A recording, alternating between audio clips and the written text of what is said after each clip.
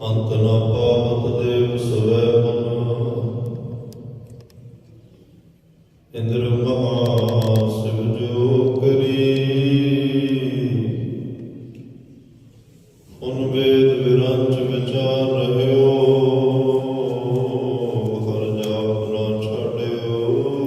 ਏਕ ਗਰੀ ਮਥੁਰਾ ਜਨ ਕੋ ਪ੍ਰਭ ਦੀਨ ਦਇਆਲ ਹੈ। ਹਰ ਸੰਗਤ ਸ੍ਰਿਸ਼ਟ ਨਿਹਾਲ ਕਰੀ, ਰਾਮਦਾਸ ਗੁਰੂ ਜਗ ਤਾਰਨ ਕੋ।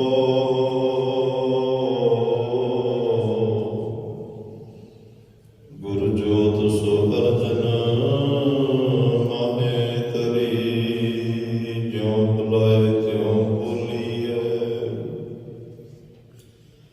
ਜਾ ਆਪ ਬੁਲਾਏ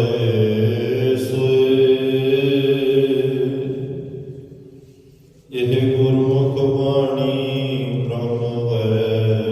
ਨਿਜ ਘਰ ਵਸੈ ਚਉ ਸ਼ਬਦ ਮਿਲਾਵਾ ਹੋਏ। ਇਹ ਗੁਰਮੁਖ ਬਾਣੀ ਬ੍ਰਹਮ ਹੈ, ਜਿਉ ਸ਼ਬਦ ਮਿਲਾਵਾ ਹੋਏ। ਆਗਮ ਅਗੋਚਰ ਸਚ ਸਾਹਿਬ ਮੇਰਾ, ਨਾਨਕ ਬੁਲੇ। ਬੁਲਾਇਆ ਤੇਰਾ ਨਾਨਕ ਬੁਲੇ। ਬੁਲਾਇਆ ਤੇਰਾ। ਸਤਿਨਾਮ ਸ੍ਰੀ ਵਾਹਿਗੁਰੂ ਸਾਹਿਬ ਜੀ। ਜਨ ਕਰਾਜ ਕਰਤਾਇਆ, ਸਤਿਜੁਗ ਆਲੀਨਾ। ਗੁਰ ਸਬਦੇ ਮਨ ਮਾਨਿਆ, ਅਪਤੀਜ ਪਤੀਨਾ। ਗੁਰ ਨਾਨਕ ਸਚ ਨੀਵਸਾ, ਸਤਿਗੁਰ ਸੰਗ ਲੀਨਾ। ਗੁਰ ਅਰਜੁਨ ਘਰ ਗੁਰ ਰਾਮਦਾਸ, ਅਬਰ ਗੁਰ ਬੀਨਾ। ਜਨ ਕਰਾਜ ਕਰਤਾਇਆ, ਸਤਿਜੁਗ ਆਲੀਨਾ। ਵਾਹਿਗੁਰੂ ਜੀ ਕਾ ਖਾਲਸਾ, ਵਾਹਿਗੁਰੂ ਜੀ ਕੀ ਫਤਿਹ। ਪਰਮ ਸਤਿਕਾਰ ਤੇ ਸਨਮਾਨਿਓ ਚਵਰ ਸ਼ਦਰ ਦਖਤ ਦੇ ਮਾਲਕ ਜੁਗੋ ਜੁਗਾਟਾ, ਸਰਬ ਸਾਂਝੀ ਵਾਲਤਾ ਦੇ ਪੈਗੰਬਰ, ਦੀਨ ਅਤੇ ਦੁਨੀਆ ਦੇ ਰਾਖੇ, ਮਨੁੱਖਤਾ ਦੇ ਸਾਂਝੇ ਰਹਿਬਰ, ਗੁਰਤਾ ਗੱਦੀ ਤੇ ਸੁਭਾਇਮਾਨ, ਕੁੱਲ ਦੁਨੀਆ ਦੇ ਧਾਰਮਿਕ ਗ੍ਰੰਥਾਂ ਵਿੱਚੋਂ ਸਭ ਤੋਂ ਸਰਵੋਤਮ ਧੰਨ ਧੰਨ ਧੰਨ ਸਾਹਿਬ ਸ੍ਰੀ ਗੁਰੂ ਗ੍ਰੰਥ ਸਾਹਿਬ ਜੀ ਮਹਾਰਾਜ ਸਾਹਿਬਾਂ ਦੀ ਅਪਾਰ ਕਿਰਪਾ ਬਖਸ਼ਿਸ਼ ਰਹਿਮਤ ਦਾ ਸਦਕਾ ਆਪ ਸਰਬੱਤ ਮਾਈ ਭਾਈ ਗੁਰਸਿੱਖ ਸੰਗਤਾਂ ਗੁਰਦੁਆਰਾ ਸਿੰਘ ਸ਼ਹੀਦਾਂ ਵਿਖੇ ਅੰਮ੍ਰਿਤ ਵੇਲੇ ਦੇ ਦੀਵਾਨਾਂ ਦੀ ਹਾਜ਼ਰੀ ਭਰ ਰਹੇ ਹੋ। ਵੱਡਿਆਂ ਭਾਗਾਂ ਵਾਲੇ ਹੋ, ਸਾਹਿਬਾਂ ਦੀ ਅਪਾਰ ਕਿਰਪਾ ਨਾਲ ਰੱਬੀ ਗੁਰਬਾਣੀ ਦੇ ਨਿਤਨੇਮ, ਆਸਾ ਜੀ ਕੀ ਵਾਰ ਦੇ ਕੀਰਤਨ ਆਪ ਜੀਆਂ ਨੇ ਬਹੁਤ ਹੀ ਪਿਆਰ ਸਤਿਕਾਰ ਅਦਬ ਨਾਲ ਸਰਵਣ ਕੀਤੇ ਹਨ। ਉਪਰੰਤ ਚੱਲ ਰਹੀ ਸ੍ਰੀ ਗੁਰੂ ਗ੍ਰੰਥ ਸਾਹਿਬ ਮਹਾਰਾਜ ਦੀ ਲੜੀਵਾਰ ਕਥਾ, ਗੁਰ ਸ਼ਬਦ ਵਿਚਾਰ, ਬ੍ਰਹਮ ਵਿਚਾਰ ਨਾਲ ਜੁੜਨ ਦਾ ਸੁਭਾਗ ਸਮਾਂ ਵੀ ਆਪਾਂ ਸਾਰਿਆਂ ਨੂੰ ਪ੍ਰਾਪਤ ਹੋਇਆ ਹੈ। ਆਓ ਇਸ ਮਿਲੇ ਹੋਏ ਸਮੇਂ ਨੂੰ ਗੁਰੂ ਕੀ ਬਾਤ ਪਾ ਕੇ, ਗੁਰਬਾਣੀ ਦੀ ਵਿਚਾਰ ਕਰਕੇ, ਗੁਰ ਸ਼ਬਦ ਦੀ ਵਿਚਾਰ ਕਰਕੇ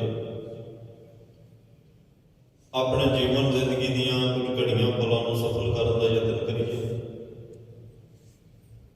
ਅੱਜ ਦਾ ਇਹ ਪਾਵਨ ਪਵਿੱਤਰ ਤੀਸਰਾ ਸਵਈਆ ਭੱਟ ਕੱਲ ਸਹਾਰ ਜੀ ਦਾ। ਧੰਨ ਧੰਨ ਧੰਨ ਸਾਹਿਬ ਸ੍ਰੀ ਗੁਰੂ ਅਰਜਨ ਦੇਵ ਪਾਤਸ਼ਾਹ ਜੀ ਦੀ ਉਸਤਤ ਕਰ ਰਹੇ ਨੇ। ਸ਼ਾਂਤੀ ਦੇ ਪੁੰਜ, ਸ਼ਹੀਦਾਂ ਦੇ ਸਰਤਾਜ, ਨਿਮਰਤਾ ਦੀ ਮੂਰਤ, ਸਰਬ ਸੁੱਖਾਂ ਕੇ ਦਾਤੇ, ਸਰਬ ਗੁਣ ਸੰਪੰਨ, ਸਮਰੱਥ ਗੁਰੂ, ਸਰਬ ਕਲਾ ਸਮਰੱਥ ਧੰਨ ਧੰਨ ਸਾਹਿਬ ਸ੍ਰੀ ਗੁਰੂ ਅਰਜਨ ਦੇਵ ਪਾਤਸ਼ਾਹ। ਉਹਨਾਂ ਦੇ ਚਰਨਾਂ ਨਾਲ ਜੁੜ ਕੇ ਉਹਨਾਂ ਦੀ ਵਡਿਆਈ, ਉਹਨਾਂ ਦੀ ਮਹਿਮਾ ਉਹਨਾਂ ਨੇ ਕੀਤੀ ਹੈ। ਧੰਨ ਗੁਰੂ ਅਰਜਨ ਦੇਵ ਪਾਤਸ਼ਾਹ ਕਿੰਨੀਆਂ ਰਹਿਮਤਾਂ ਦੇ ਮਾਲਕ ਨੇ, ਹਰ ਰੋਜ਼ ਸਾਨੂੰ ਇਹ ਦੱਸਣ ਦਾ ਯਤਨ ਕਰ ਰਹੇ ਹਨ ਤਾਂ ਕਿ ਸਾਨੂੰ ਅਹਿਸਾਸ ਹੋਵੇ ਜਾਗਾ ਠਾਕੁਰ ਉੱਚਾ ਹੋਏ। ਜਿਹਦਾ ਠਾਕੁਰ ਉੱਚਾ ਹੋਵੇ, ਵੱਡਾ ਹੋਵੇ, ਸਮਰੱਥ ਹੋਵੇ, ਉਹ ਕਿਸੇ ਹੋਰ ਦੇ ਦਰ ਤੇ ਜਾਵੇ, ਕਿਸੇ ਹੋਰ ਅੱਗੇ ਝੋਲੀ ਅੱਡੇ, ਇਹ ਗੱਲ ਸ਼ੋਭਾ ਨਹੀਂ ਦਿੰਦੀ। ਤੋ ਸਾਨੂੰ ਇਸ ਗੱਲ ਦਾ ਅਹਿਸਾਸ ਹੋਵੇ ਕਿ ਸਾਡਾ ਗੁਰੂ ਸਭ ਤੋਂ ਵੱਡਾ ਹੈ, ਸਮਰੱਥ ਹੈ, ਸਭ ਦੇ ਇੱਕ ਪੈਗੰਬਰ, ਸਾਲਕ ਸਾਹਿਬ, ਸਤਿਕਾਰਯੋਗ ਨੇ।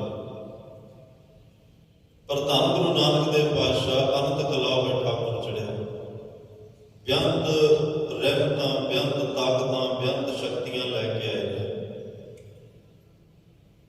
ਪਰਮਾਤਮਾ ਨੇ ਸਭ ਕੁਝ ਆਪਣਾ ਧੰਨ ਗੁਰੂ ਨਾਨਕ ਸਾਹਿਬ ਪਾਤਸ਼ਾਹ ਨੂੰ ਸੌਂਪ ਦਿੱਤਾ।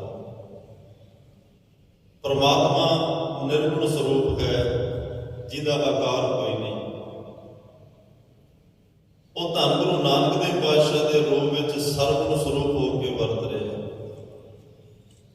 ਸਰਗੁਣ ਸਰੂਪ ਹੋ ਕੇ ਸਾਰਿਆਂ ਦੀਆਂ ਝੋਲੀਆਂ ਪਰਮਾਤਮਾ ਕਰ ਰਿਹਾ। ਖੈਰ, ਜਦੋਂ ਗੁਰੂ ਦਾ, ਪਰਮਾਤਮਾ ਦਾ ਮਿਲਾਪ ਕਰਨਾ ਹੋਵੇ, ਉਦੋਂ ਸੁਭਾਅ ਇੱਕੋ ਜਿਹਾ ਹੋਣਾ ਬੜਾ ਜ਼ਰੂਰੀ ਹੈ। ਜੇ ਸੁਭਾਅ ਮੇਲ ਨਾ ਖਾਵੇ, ਫਿਰ ਉਹ ਰਿਸ਼ਤਾ ਜੁੜਨਾ ਬੜਾ ਅਸੰਭਵ, ਬੜੀ ਕਠਿਨ ਬਾਤ ਹੋ ਜਾਂਦੀ ਹੈ। ਜੇ ਦੋਵਾਂ ਦਾ ਸੁਭਾਅ ਇੱਕੋ, ਦੁਨਿਆਵੀ ਤੌਰ ਤੇ ਵੀ ਵੇਖ ਲਓ, ਜੇ ਦੋ ਦੋਸਤਾਂ ਦਾ, ਮਿੱਤਰਾਂ ਦਾ ਸੁਭਾਅ ਨਾਲ ਰਲੇ, ਨਹੀਂ ਮਿਲ ਸਕਦੇ। ਭਰਾਵਾਂ ਦਾ ਸੁਭਾਅ ਨਾਲ ਰਲੇ, ਨਹੀਂ ਮਿਲ ਸਕਦੇ। ਪਤੀ ਪਤਨੀ ਦਾ ਸੁਭਾਅ ਨਾਲ ਰਲੇ, ਤਾਂ ਨਹੀਂ ਮਿਲ ਸਕਦੇ। ਜੇ ਗੁਰੂ ਔਰ ਸਿੱਖ ਦਾ ਸੁਭਾਅ ਨਾਲ ਰਲੇ, ਸਿੱਖ ਦਾ ਗੁਰੂ ਨਾਲ ਸੁਭਾਅ ਨਾਲ ਰਲੇ, ਫਿਰ ਰਿਸ਼ਤਾ ਵੀ ਨਹੀਂ ਜੁੜ ਸਕਦਾ। ਫਿਰ ਗੁਰੂ 'ਚ ਅਭੇਦ ਨਹੀਂ ਹੋ ਸਕਦਾ। ਅੱਜ 35 ਮਹਾਂਪੁਰਖ ਧੰਨ ਗੁਰੂ ਗ੍ਰੰਥ ਸਾਹਿਬ ਪਾਤਸ਼ਾਹ ਵਿੱਚ ਸਮਾਇਮਾਨ ਨੇ। ਭਗਤ ਸਾਹਿਬਾਨ ਬੈਠੇ ਆ, ਭੱਟ ਸਾਹਿਬਾਨ ਬੈਠੇ ਆ, ਗੁਰਸਿੱਖਾਂ ਦੀ ਬਾਣੀ ਹੈ, ਗੁਰੂ ਸਾਹਿਬਾਨਾਂ ਦੀ ਬਾਣੀ ਹੈ। ਅੱਜ ਇੱਕ ਗ੍ਰੰਥ ਵਿੱਚ ਇਸੇ ਕਰਕੇ ਇਕੱਠੇ ਬੈਠੇ ਕਿ ਸੁਭਾਅ ਇੱਕ, ਉਹਨਾਂ ਦੀ ਵਿਚਾਰਧਾਰਾ ਇੱਕ ਹੈ, ਉਹਨਾਂ ਦੀ ਸੋਚ ਇੱਕ ਹੈ, ਉਹਨਾਂ ਦਾ ਮਿਸ਼ਨ ਇੱਕ ਹੈ। ਉਹ ਸਾਰੇ ਇੱਕ ਪਰਮਾਤਮਾ ਦੇ ਪੁਜਾਰੀ ਨੇ, ਉਹ ਅਕਾਲ ਪੁਰਖ ਦੇ ਪੁਜਾਰੀ ਨੇ। ਉਹਨਾਂ ਨੇ ਉਸ ਨਿਰਗੁਣ ਦੀ ਉਪਾਸਨਾ ਕੀਤੀ, ਨਿਰਗੁਣ ਨਾਲ ਜੁੜੇ ਨੇ, ਨਿਰਗੁਣ ਨੂੰ ਮਾਣਿਆ ਹੈ, ਨਿਰਗੁਣ ਨੂੰ ਹੰਢਾਇਆ ਹੈ, ਔਰ ਨਿਰਗੁਣ ਦਾ ਹੀ ਉਪਦੇਸ਼ ਦੁਨੀਆ ਨੂੰ ਦਿੱਤਾ ਹੈ। ਜੇ ਇੱਥੇ ਕੋਈ ਦੇਹ ਦੀ ਗੱਲ ਕਰਦਾ, ਕੋਈ ਮੂਰਤੀ ਦੀ ਗੱਲ ਕਰਦਾ, ਕੋਈ ਹੋਰ ਕਰਮ ਕਾਂਡ ਦੀ ਗੱਲ ਕਰਦਾ, ਨਹੀਂ ਸੀ ਉਹਨੂੰ ਗੁਰੂ ਗ੍ਰੰਥ ਸਾਹਿਬ ਵਿੱਚ ਜਗ੍ਹਾ ਮਿਲਣੀ। ਇਹੀ ਇਸ ਦਰ ਘਰ ਦੀ ਖੂਬਸੂਰਤੀ ਹੈ ਕਿ ਇੱਥੇ ਇੱਕਾ ਬਾਣੀ, ਇੱਕ ਗੁਰ, ਇੱਕੋ ਸ਼ਬਦ ਵਿਚਾਰ। ਇੱਥੇ ਇੱਕ ਬਾਣੀ ਹੈ, ਇੱਕੋ ਹੀ ਗੁਰੂ ਹੈ, ਇੱਕੋ ਹੀ ਸ਼ਬਦ ਵਿਚਾਰ ਹੈ। ਵਿਚਾਰਧਾਰਾ ਵੀ ਕਿਆ ਵੱਖਰੀਆਂ ਵੱਖਰੀਆਂ ਨੇ। ਦੋ ਬਿਰਤੀਆਂ ਨੇ, ਇੱਕ ਹੰਕਾਰ ਦੀ ਹੁੰਦੀ ਹੈ, ਇੱਕ ਨਿਮਰਤਾ ਦੀ ਹੁੰਦੀ ਹੈ। ਕੋਈ ਇਨਸਾਨ ਅੰਦਰੋਂ ਹੰਕਾਰ ਦਾ ਭਰਿਆ ਹੋਵੇ ਤੇ ਬਾਹਰੋਂ ਨਿਮਰਤਾ ਦਾ ਦਿਖਾਵਾ ਕਰੇ,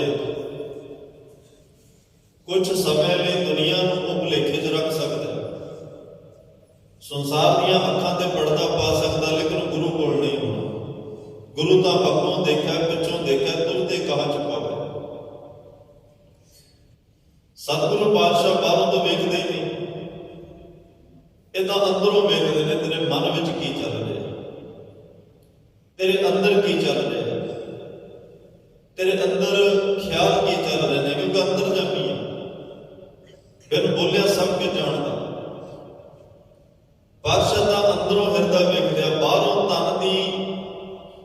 ਧਨ ਕਰਕੇ ਗਰੀਬ ਹੋਣਾ ਬੜਾ ਸੌਖਾ ਹੈ।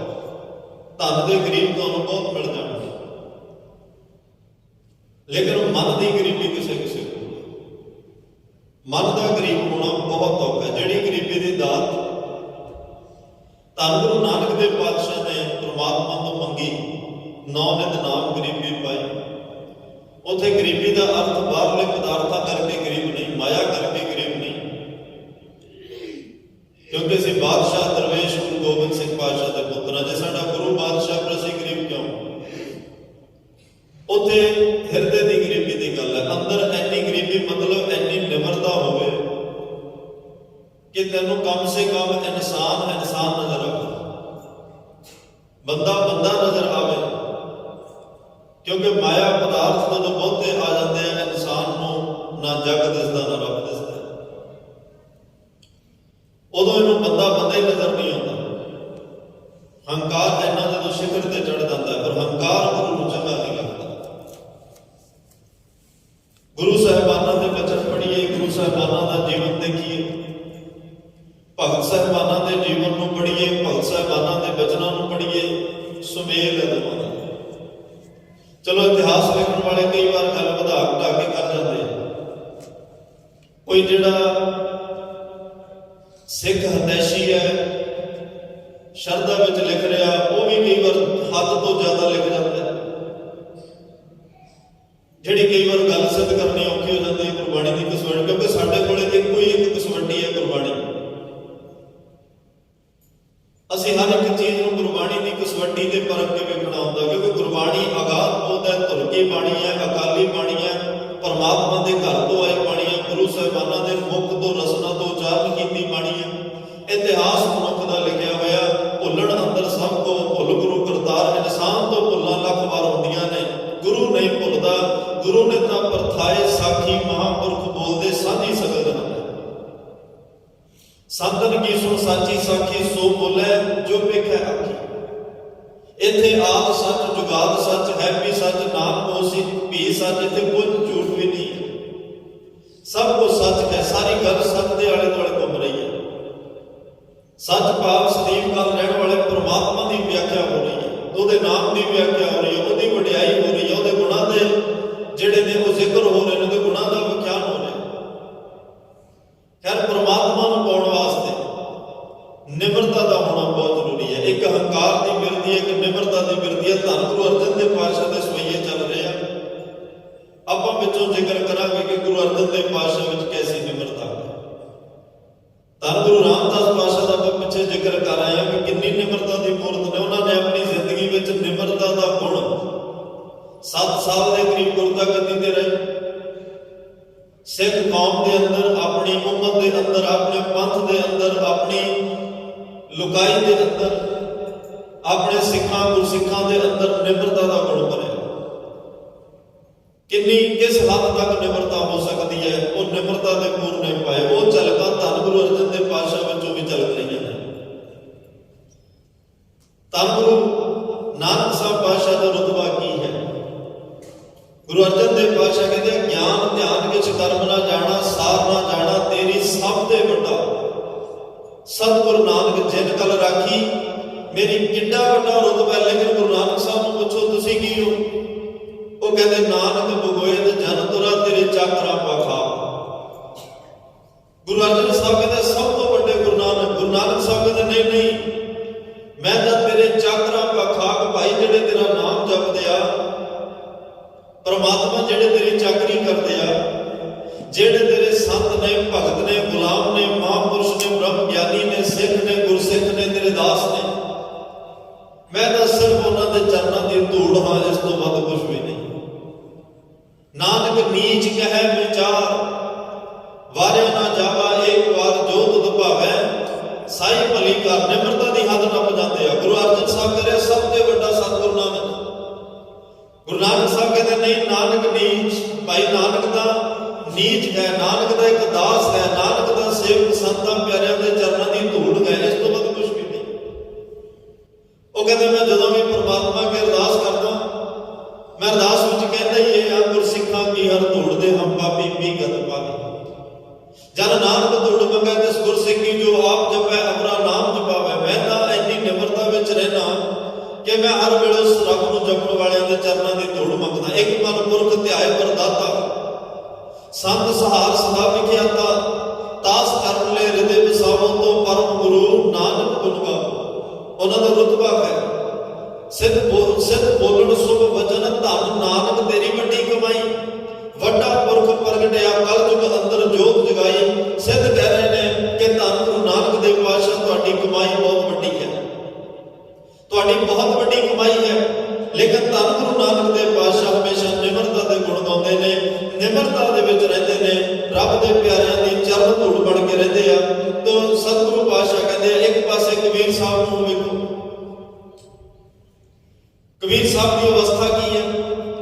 ਆਪ ਤੋਂ ਜਾਏ ਚੜੇ ਸਿੰਘਾਸਨ ਮਿਲੇ ਹੈ ਸਾਰੰਗ ਪਾਨੀ, ਰਾਮ ਕਬੀਰਾ ਇੱਕ ਪਏ ਹੈ ਕੋਈ ਨਾ ਸਕੇ ਪਛਾਨੀ। ਪਰਮਾਤਮਾ ਨੂੰ ਮਿਲਣ ਲਈ ਨਿਮਰਤਾ ਹੋਵੇ। ਅਵਸਥਾ ਉਹਨਾਂ ਦੀ ਇਹ ਹੈ, ਰੁਤਬਾ ਇਹ ਹੈ ਕਿ ਰੱਬ ਤੇ ਕਬੀਰ ਨੂੰ ਪਛਾਨਣਾ ਔਖਾ ਹੈ। ਲੇਕਿਨ ਕਬੀਰ ਸਾਹਿਬ ਕਹਿ ਰਹੇ ਨਹੀਂ ਨਹੀਂ, ਕਬੀਰ ਸਭ ਦੇ ਹਮ ਬੁਰੇ, ਹਮ ਤਜ ਭਲੋ ਸਭ ਕੋਏ, ਜਿਨ ਐਸਾ ਕਰ ਬੁਝਿਆ ਮੀਤ ਹਮਾਰਾ ਸੁਣ। ਉਹ ਕਹਿੰਦੇ ਨਹੀਂ ਭਾਈ, ਲੋਕ ਕਹਿੰਦੇ ਆ ਵੀ ਕਬੀਰ ਦੇ ਰੱਬ ਇੱਕ ਆ, ਪਰ ਮੈਨੂੰ ਪਤਾ ਕਿ ਮੈਂ ਸਾਰੀ ਦੁਨੀਆ ਤੋਂ ਮਾੜਾ,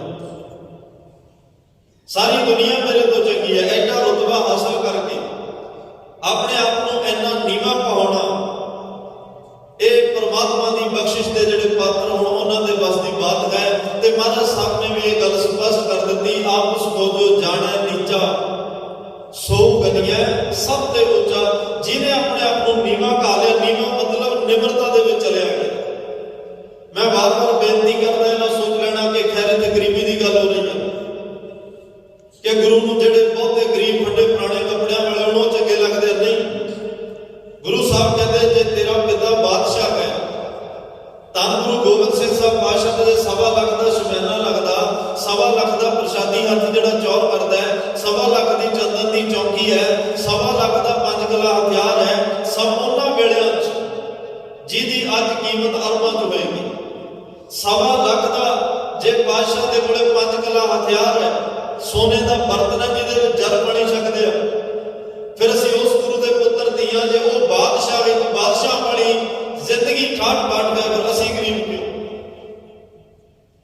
ਲੇਕਿਨ ਧੰਨ ਗੁਰੂ ਗੋਬਿੰਦ ਸਿੰਘ ਸਾਹਿਬ ਪਾਤਸ਼ਾਹ ਕਹਿੰਦੇ ਇਹ ਸਭ ਕੁਝ ਹੁੰਦਿਆਂ ਹੋਇਆਂ ਪਰਮਾਤਮਾ ਦੇ ਸ਼ੁਕਰਾਨੇ ਵਿੱਚ ਜੁੜੇ ਰਹਿਣਾ, ਪਰਮਾਤਮਾ ਦੇ ਧੰਨਵਾਦ ਵਿੱਚ ਜੁੜੇ ਰਹਿਣਾ, ਪਰਮਾਤਮਾ ਦੀ ਹਰ ਵੇਲੇ ਇਬਾਦਤ ਵਿੱਚ ਜੁੜੇ ਰਹਿਣਾ, ਉਹਦਾ ਧੰਨਵਾਦ ਕਰਦੇ ਰਹਿਣਾ ਕਿ ਇਹ ਦਾਤਾਂ ਉਸੇ ਦੀਆਂ ਨੇ, ਉਹਨੇ ਦਿੱਤੀਆਂ ਨੇ, ਤਾਂ ਵੀ ਉਹਦਾ ਧੰਨਵਾਦ। ਜੇ ਕਿਤੇ ਕੱਲ ਉਹ ਦਾਤਾਂ ਵਾਪਸ ਲੈ ਲਏ, ਅਨੰਦਪੁਰ ਵੀ ਚਲਿਆ ਜਾਏ, ਪ੍ਰਸ਼ਾਦੀ ਹਾਥੀ ਚੜਾਈ ਕਰ ਜਾਏ, ਜੋੜਾ ਕੋੜਾ ਪਰਿਵਾਰ ਕੁਝ ਵੀ ਨਾ ਰਵੇ, ਤੇ ਮਹਾਰਾਜ ਸਾਹਿਬ ਦੇ ਪਰਿਵਾਰ ਵੀ ਵਿਛੜ ਜਾਏ, ਸ਼ਹੀਦ ਹੋ ਜਾਏ, ਪ੍ਰਾਣਾਂ ਤੋਂ ਪਿਆਰੇ ਸਿੰਘ ਸ਼ਹੀਦ ਹੋ ਜਾਣ, ਤੇ ਮਾਛੀਵਾੜੇ ਦਾ ਜੰਗਲ ਆ ਜਾਏ, ਤਾਂ ਉਦੋਂ ਵੀ ਉਸ ਪਰਮਾਤਮਾ ਦਾ ਸ਼ੁਕਰਾਨਾ ਹੀ ਕਰਨਾ ਹੈ, ਉਦੋਂ ਵੀ ਉਹਦਾ ਧੰਨਵਾਦ ਕਰਨਾ, ਉਹਨੂੰ ਲਾਭਾ ਨਹੀਂ ਦੇਣਾ। ਮਿੱਤਰ ਪਿਆਰੇ ਨੂੰ ਹਾਲ ਮੁਰੀਦਾਂ ਦਾ ਕਹਿਣਾ, ਤਦ ਬਿਨ ਰੋਗ ਰਜਾਈਆਂ ਦਾ ਓਢਣ, ਨਾਗ ਨਿਵਾਸਾਂ ਦੇ ਰਹਿਣਾ, ਸੂਲ ਸਰਾਹੀ ਖੰਜਰ ਪਿਆਲਾ, ਬਿੰਗ ਕਸਾਈਆਂ ਦਾ ਸਹਿਣਾ, ਯਾਰੜੇ ਦਾ ਸਾਨੂੰ ਸੰਦਰ ਚੰਗਾ, ਭੱਟ ਖੇੜਿਆਂ ਦਾ ਰਹਿਣਾ। ਜੇ ਕੁਝ ਵੀ ਕੋਲ ਨਹੀਂ ਰਿਹਾ ਤਾਂ ਵੀ ਉਸ ਪਰਮਾਤਮਾ ਦੇ ਧੰਨਵਾਦ ਵਿੱਚ ਜੁੜੇ ਰਹਿਣਾ। ਉਹਦੇ ਅੱਗੇ ਕੋਈ ਮਾੜਾ ਬਚਨ ਨਹੀਂ, ਉਹਨੂੰ ਸੰਬੋਧਨ ਕਰਕੇ ਕੋਈ ਮਾੜਾ ਸ਼ਬਦ ਨਹੀਂ ਕਹਿਣਾ ਕਿ ਪਰਮਾਤਮਾ ਉਦੋਂ ਵੀ ਸਭ ਕੁਝ ਤੂੰ ਦਿੱਤਾ, ਅੱਜ ਜੋ ਦਾਤਾਂ ਵਾਪਸ ਲੈ ਲਈਆਂ, ਬਸ ਮੈਨੂੰ ਆਪਣੇ ਚਰਨਾਂ ਨਾਲ ਨਾ ਟੁੱਟਣ ਦੇ ਪਦਾਰਥ ਤਾਂ ਆਉਂਦੇ ਜਾਂਦੇ ਰਹਿੰਦੇ। ਇਹ ਮਾਇਆ ਤਾਂ ਆਉਂਦੀ ਜਾਂਦੀ ਰਹਿੰਦੀ ਹੈ, ਪਰਛਾਵਾਂ ਹੈ। ਇਹ ਤਾਂ ਅੱਜ ਹੈ ਕੱਲ ਨਹੀਂ ਹੋਏਗੀ, ਕੱਲ ਹੈ ਅੱਜ ਨਹੀਂ ਹੋਏਗੀ। ਇਹ ਤਾਂ ਪਰਮਾਤਮਾ ਦਾ ਇੱਕ ਪਾਣੀ ਜਿਹੜਾ ਉਹ ਚੱਲਦਾ ਹੀ ਚੰਗਾ ਲੱਗਦਾ, ਪਾਣੀ ਖੜ ਜਾਏ ਬਦਬੂਦਾਰ ਹੋ ਜਾਂਦਾ ਹੈ, ਕਿਤੇ ਨਾ ਪੀਣ ਦੇ ਯੋਗ ਨਾ ਵਰਤਣ ਦੇ ਯੋਗ ਰਹਿੰਦਾ ਹੈ, ਉਹਦੇ ਚ ਬੋ ਆਉਣ ਲੱਗ ਜਾਂਦੀ ਹੈ। ਮਾਇਆ ਚੱਲਦੀ ਰਵੇ। ਧੰਨ ਗੁਰੂ ਹਰਗੋਬਿੰਦ ਸਾਹਿਬ ਪਾਤਸ਼ਾਹ ਗੁਜਰਾਤ ਦੀ ਧਰਤੀ ਤੇ ਗਏ, ਦੌਲੇ ਸ਼ਾਹ ਫਕੀਰ ਮਿਲਦਾ ਹੈ, ਬੜੀ ਮਨ ਵਿੱਚ ਰੀਸ ਸੀ ਕਿ ਧੰਨ ਗੁਰੂ ਹਰਗੋਬਿੰਦ ਸਾਹਿਬ ਦੇ ਦਰਸ਼ਨ ਕਰਨੇ ਆ, ਗੁਰੂ ਹਰਗੋਬਿੰਦ ਸਾਹਿਬ ਦੇ ਦੀਦਾਰ ਕਰਨੇ ਆ।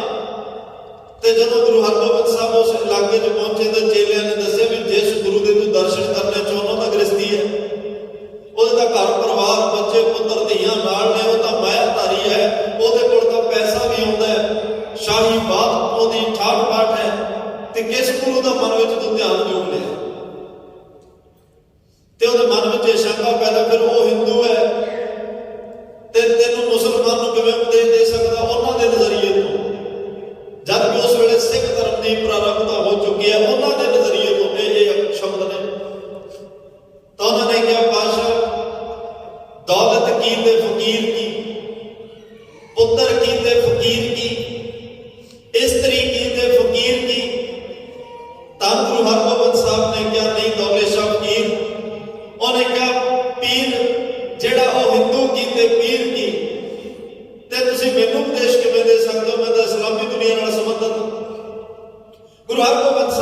किया दौले शाह फकीर, पुत्र निशान है, दौलत गुजरान है। जिहड़ी मैं बेनती कर लग्या गुजारे नहीं होवे। आम साडे पहला बजुर्ग ने एक अरदास करदे हुंदे सन, अज वर्गी तमा नहीं सी। उन्होंने कहना परमात्मा खांदियां थोड़ा बहुता जुड़े ना, खांदियां थोड़े ना। ये अरदास के शब्द होंदे सन कि बहुता जुड़े ना, खांदियां थोड़े ना। साडे बस गुजारे जोगा सानू मिलदा रहे, असीं इस संतुष्ट हां। जिन्ना कुछ तू दवे बस अपने चरनां नाल जोड़ के रखे, किसी की मुथाजी ना करनी पवे, असीं किरत कर लांगे। सानू उन्ना क नहीं जिन्ने क नाल साडा गुजारा, साडा निर्वाह चंगा हो जाए। जे कल कोई साडे तो मंगण आवे, असीं उहदी लोड़ पूरी कर सकीए। कल कोई सिख दा घर वेख के हर अक्सर इंसान किसी भी धर्म का होवे वो आस तकदा है। किसी ने रात कटनी, किसी को प्रशादा चाहिए, किसी को कोई होर लोड़ पै गई, किसी को किसी गल तो डर पैदा हो गया, अपने आप को असुरक्षित समझ रहा है। फिर वो गुरु घर लभदा, वो सिख का घर लभदा, वो सिख नूं तकदा है कि ये वो कौम है जिहड़ी इज्जतां दी राखी करती है, वो कौम है जिहड़ी रहन बसेरे का प्रबंध करती है, ये वो कौम है जिहड़ी बिना भेदभाव तो प्रशादा छकाउंदी है। किसी भी धर्म का इंसान होवे, उन्हें किते वेले वेले लोड़ पै जाए, उसकी पहली इच्छा होती है मैनूं सिख का घर दा, सिख का सरूप मिलदा। ऐसा विश्वास कि महाराज उन्ना क दे दी, जे कोई आवे वो खाली ना जाए, ਉਹਦੀ ਅਸੀਂ ਲੋੜ पूरी कर सकते होइए। ਇੰਨੇ ਕੁ ਪਦਾਰਥ ਤਾਂ ਹੋਣ ਨਾ, ਕੱਲ ਕੋਈ ਸਿੱਖੀ ਦਾ ਲਿਬਾਸ ਵੇਖ ਕੇ ਸਾਡੇ ਕੋਲੋਂ ਕੁਝ ਮੰਗੇ ਤੇ ਸਾਡੇ ਆਪਣੇ ਕੋਲ ਹੀ ਨਾ ਹੋਵੇ। ਪੁਰਾਤਨ ਇਹੋ ਗੁਰਸਿੱਖਾਂ ਦੇ ਜਿਹੜੇ ਜੀਵਨ ਇਤਿਹਾਸਾਂ ਨਾਲ ਇਤਿਹਾਸ ਬੜੀਆਂ ਸਾਖੀਆਂ ਮਿਲਦੀਆਂ ਨੇ, ਜਿਨ੍ਹਾਂ ਨੇ ਘਰ ਗਰੀਬੀ ਤੋਂ ਪਰੇਸ਼ਾਨ ਹੋ ਕੇ ਮਹਾਰਾਜ ਅੱਗੇ ਅਰਦਾਸ ਕੀਤੀ, ਪਾਤਸ਼ਾਹ ਜਾਂ ਪਦਾਰਥ ਦੋ ਤੇ ਜਾਂ ਆਪਣੀ ਸਿੱਖੀ ਵੀ ਰੱਖੋ। ਸਾਡੇ ਘਰ ਕੋਈ ਆਉਂਦਾ ਸੀ ਲੋੜ ਪੂਰੀ ਕਰਨ ਜੋਗੇ ਨਹੀਂ, ਅਸੀਂ ਕਿਵੇਂ ਆਪਣਾ ਗੁਜ਼ਾਰਾ ਕਰਨਾ ਔਖਾ, ਕਿਸੇ ਦਾ ਗੁਜ਼ਾਰਾ ਕਿਵੇਂ ਕਰਾਂਗੇ। ਇੰਨੇ ਕੁ ਪਦਾਰਥ ਤਾਂ ਹੋਣ ਵੀ ਅਸੀਂ ਕਿਸੇ ਦੇ ਕੰਮ ਆ ਸਕਦੇ ਹੋਈਏ। ਫਿਰ ਗੁਰੂ ਸਾਹਿਬਾਨਾਂ ਨੇ ਐਸੀਆਂ ਰਹਿਮਤਾਂ ਬਰਕਤਾਂ ਉਹਨਾਂ ਘਰਾਂ ਵਿੱਚ ਦੇਣੀਆਂ ਜਿਹੜੀ ਤੋੜ ਨਾ ਆਵੇ, ਵੱਧ ਹੋ ਜਾਏ। ਸ਼ਬਦ ਦੀ ਬਰਕਤ ਦੇਣੀ ਤੇ ਪਦਾਰਥਾਂ ਦੀ ਬਰਕਤ ਦੇਣੀ। ਦੇਖਣ ਨੂੰ ਥੋੜਾ ਲੱਗਦਾ ਸੀ ਪਰ ਉਹ ਕਦੇ ਮੁੱਕਦਾ ਨਹੀਂ ਸੀ, ਜਿਹੜਾ ਆਉਂਦਾ ਉਹ ਭਰੋਸਾਇਆ ਜਾਂਦਾ ਸੀ। ਕਿਉਂਕਿ ਭਗਤੀ ਸਿਮਰਨ ਬੰਦਗੀ ਕਰਨ ਵਾਲਿਆਂ ਦੇ ਹੱਥਾਂ 'ਚ ਬਰਕਤ ਇੰਨੀ ਆ ਜਾਂਦੀ ਆ, ਤਿਨ ਕੀ ਬਰਕਤ ਖਾਹੇ ਅਸੰਖ ਕਰੋੜੇ। ਜਿਹੜੇ ਇੱਕ ਮਨ ਇੱਕ ਚਿੱਤ ਹੋ ਕੇ ਪਰਮਾਤਮਾ ਦੀ ਭਗਤੀ ਸਿਮਰਨ ਕਰਦੇ ਹਨ, ਉਹਨਾਂ ਦੀ ਬਰਕਤ ਲੱਖਾਂ ਲੋਕ ਖਾ ਜਾਂਦੇ, ਪਰ ਉਹ ਬਰਕਤ ਕਦੇ ਮੁੱਕਦੀ ਨਹੀਂ। ਇਸ ਲਈ ਗੁਰੂ ਤੋਂ ਕਦੇ ਬਹੁਤਾ ਨਾ ਮੰਗਿਆ ਕਰੋ, ਬਰਕਤ ਮੰਗਿਆ ਕਰੋ। ਜਿਸ ਕੰਮ ਵਿੱਚ ਬਰਕਤ ਪੈ ਜਾਏ ਉਹ ਕਾਰਜ ਸੋਹਣੇ ਵੀ ਲੱਗਦੇ ਆ ਤੇ ਉਹ ਕਾਰਜ ਕਦੇ ਅਧੂਰੇ ਨਹੀਂ ਰਹਿੰਦੇ। ਬਹੁਤਾ ਮੰਗ ਲਓ ਤਾਂ ਸਿਆਣੇ ਕਹਿੰਦੇ ਆ ਭਰੇ ਹੋਏ ਖੂਹ ਵੀ ਖਾਲੀ ਹੋ ਜਾਂਦੇ ਆ। ਬਰਕਤ ਕਦੇ ਮੁੱਕਦੀ ਨਹੀਂ, ਕਿਉਂਕਿ ਬਰਕਤ ਵਿੱਚ ਉਹਦੀ ਬਖਸ਼ਿਸ਼ ਵਰਤਦੀ ਹੈ। ਜਿਵੇਂ ਕਿਤੇ ਧੰਨ ਗੁਰੂ ਗੋਬਿੰਦ ਸਿੰਘ ਸਾਹਿਬ ਪਾਤਸ਼ਾਹ ਨੇ ਸ਼੍ਰੀਮਾਨ ਸੰਤ ਬਾਬਾ ਨਿਧਾਨ ਸਿੰਘ ਨੂੰ ਹਜ਼ੂਰ ਸਾਹਿਬ ਦੀ ਧਰਤੀ ਤੇ ਕਿਹਾ ਸੀ, ਨਿਧਾਨ ਸਿਆਂ ਖੀਸਾ ਮੇਰਾ ਤੇ ਹੱਥ ਤੇਰਾ। ਤੇ ਉਹ ਖੀਸਾ ਮੇਰਾ ਤੇ ਹੱਥ ਤੇਰੇ ਵਾਲਾ ਜਿਹੜਾ ਵਰਤਾਰਾ ਹੈ ਅੱਜ ਤੱਕ ਉਹ ਵਰਤ ਰਿਹਾ ਹੈ। ਤੇ ਉਸ ਪਾਵਨ ਸਥਾਨ ਤੇ ਜੋ ਅਦਬ ਨਜ਼ਾਰੇ ਵਰਤ ਰਿਹਾ ਤੁਸੀਂ ਆਪ ਆਪਣੀਆਂ ਅੱਖਾਂ ਨਾਲ ਵੇਖੇ ਹੋਏ ਨੇ। ਕਿਵੇਂ ਲੰਗਰ ਭੋਗ ਦੇ ਉੱਤੇ ਲੰਗਰ ਚੱਲ ਰਿਹਾ, ਕਿਸੇ ਗੱਲ ਦਾ ਤੋਟਾ ਹੀ ਕੋਈ ਨਹੀਂ, ਕਿਉਂਕਿ ਮਹਾਰਾਜ ਨੇ ਬਰਕਤ ਦਿੱਤੀ ਹੈ। ਬਰਕਤ ਕਦੇ ਮੁੱਕਦੀ ਨਹੀਂ ਹੁੰਦੀ। ਤਾਂ ਇਸ ਲਈ ਪਾਤਸ਼ਾਹ ਨੇ ਉਸ ਦੌਲੇ ਸ਼ਾਹ ਨੂੰ ਕਿਹਾ, ਪੁੱਤਰ ਨਿਸ਼ਾਨ ਹੈ, ਦੌਲਤ ਗੁਜ਼ਰਾਨ ਹੈ, ਇਸਤਰੀ ਇਮਾਨ। ਪੀਰ ਕੀ ਹਿੰਦੂ ਕੀ ਮੁਸਲਮਾਨ, ਪੀਰ ਦੀ ਕੋਈ ਜਾਤ ਨਹੀਂ ਹੁੰਦੀ, ਪੀਰ ਦਾ ਕੋਈ ਧਰਮ ਨਹੀਂ ਹੁੰਦਾ। ਜੇ ਪਰਮਾਤਮਾ ਨਾਲ ਜੁੜਿਆ ਹੋਇਆ ਕੋਈ ਪੀਰ ਸਤਾਉਂਦਾ ਹੈ, ਕੋਈ ਪਰਮਾਤਮਾ ਨਾਲ ਜਿਹੜਾ ਜੁੜ ਕੇ ਪੀਰ ਬਣ ਗਿਆ, ਪਰਮਾਤਮਾ ਦੀ ਜਾਤ ਤੇ ਧਰਮ ਕੋਈ ਨਹੀਂ, ਉਹਦੇ ਨਾਲ ਜੁੜੇ ਹੋਏ ਦਾ ਧਰਮ ਤੇ ਜਾਤ ਕੀ ਹੋ ਸਕਦੀ ਹੈ। ਤੇ ਇਹ ਸਾਰਾ ਗੁਜ਼ਰਾਨ ਪਰਮਾਤਮਾ ਨੇ ਜੋ ਦਿੱਤਾ, ਅਸੀਂ ਇਹਦੇ ਵਿੱਚ ਹੱਸਦਿਆਂ ਗਲੰਦਿਆਂ ਪਹਿਨਦਿਆਂ ਖਵੰਦਿਆਂ ਵਿੱਚੇ ਹੋਵੇ ਭੁਗਤ। ਅਸੀਂ ਇਹ ਸਾਰੇ ਵਰਤਾਰੇ ਵਿੱਚ ਰਹਿ ਕੇ, ਘਰ ਗ੍ਰਸਤੀ ਵਿੱਚ ਰਹਿ ਕੇ ਉਸ ਪਰਮਾਤਮਾ ਦੇ ਸ਼ੁਕਰਾਨੇ ਵਿੱਚ ਜੁੜਨਾ ਹੈ। ਤਾਂ ਮਹਾਰਾਜ ਕਹਿੰਦੇ ਕਬੀਰ ਸਾਹਿਬ ਦਾ ਰੁਤਬਾ ਕਿੰਨਾ ਉੱਚਾ, ਲੇਕਿਨ ਨਿਮਰਤਾ ਵਿੱਚ ਉਹ ਕਹਿ ਰਿਹਾ ਕਬੀਰ ਸਾਹਿਬ ਦੇ ਆਪਣੇ। ਭਗਤ ਨਾਮਦੇਵ ਸਾਹਿਬ ਦੇ ਬਚਨ ਪੜੋ, ਮਹਾਰਾਜ ਕਹਿੰਦੇ ਨਾਮੇ ਨਾਰਾਇਣ ਨਾਹੀ ਭੇਦ। ਅਸੀਂ ਤਾਂ ਕਹਿੰਦੇ ਹਾਂ ਨਾ ਕਿ 72 ਵਾਰ ਭਗਤ ਨਾਮਦੇਵ ਸਾਹਿਬ ਨੂੰ ਦਰਸ਼ਨ ਹੋਏ ਰੱਖਦੇ, ਤੇ ਬਾਣੀ ਕਹਿ ਰਹੀ ਆ ਨਾਮੇ ਨਾਰਾਇਣ ਨਾਹੀ ਭੇਦ। ਨਾਮਦੇਵ ਤੇ ਰੱਬ ਵਿੱਚ ਭੇਦ ਹੀ ਕੋਈ। ਉਹ ਤਾਂ ਕਹਿੰਦੇ ਆ ਸਭ ਕੋ ਵਿਦ ਹੈ, ਸਭ ਕੋ ਵਿਦ ਹੈ ਗੋਬਿੰਦ ਮੈਨੇ ਕੋਈ ਇਪੈ ਬੀਠਲ ਮੁਬੈ ਬੀਠਲ ਬੀਠਲ ਬਿਨ ਸੰਸਾਰ ਨਹੀਂ। ਪਰਮਾਤਮਾ ਹੀ ਆਚਾਰ ਸਪੇਰੇ ਦੇ ਬਿਨਾਂ ਹੈ ਹੀ ਕੁਛ ਨਹੀਂ। 72 ਵਾਰ ਦੀ ਗੱਲ ਕਿੱਥੋਂ ਆ ਗਈ? ਇੱਕ ਪਾਸੇ ਇੰਨਾ ਉੱਚਾ ਰੁਤਬਾ ਕਿ ਰੱਬ ਤੇ ਨਾਮਦੇਵ ਚ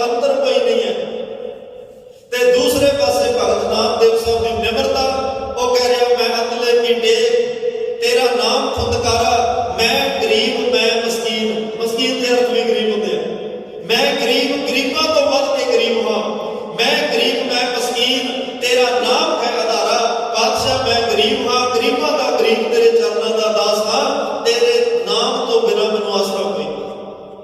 ਸਿਰਫ ਤੇਰੇ ਨਾਮ ਦਾ ਆਸਰਾ ਹੈ, ਤੇਰੇ ਨਾਮ ਦੇ ਆਸਰੇ ਕਰਕੇ ਹੀ ਇਹ ਸਾਰੀਆਂ ਰਹਿਮਤਾਂ ਵਰਤੀਆਂ ਹੋਈਆਂ ਨੇ। ਤੋਂ ਭਗਤ ਰਵਿਦਾਸ ਸਾਹਿਬ ਦੇ ਬਚਨ ਨੂੰ ਪੜ੍ਹ ਲਓ।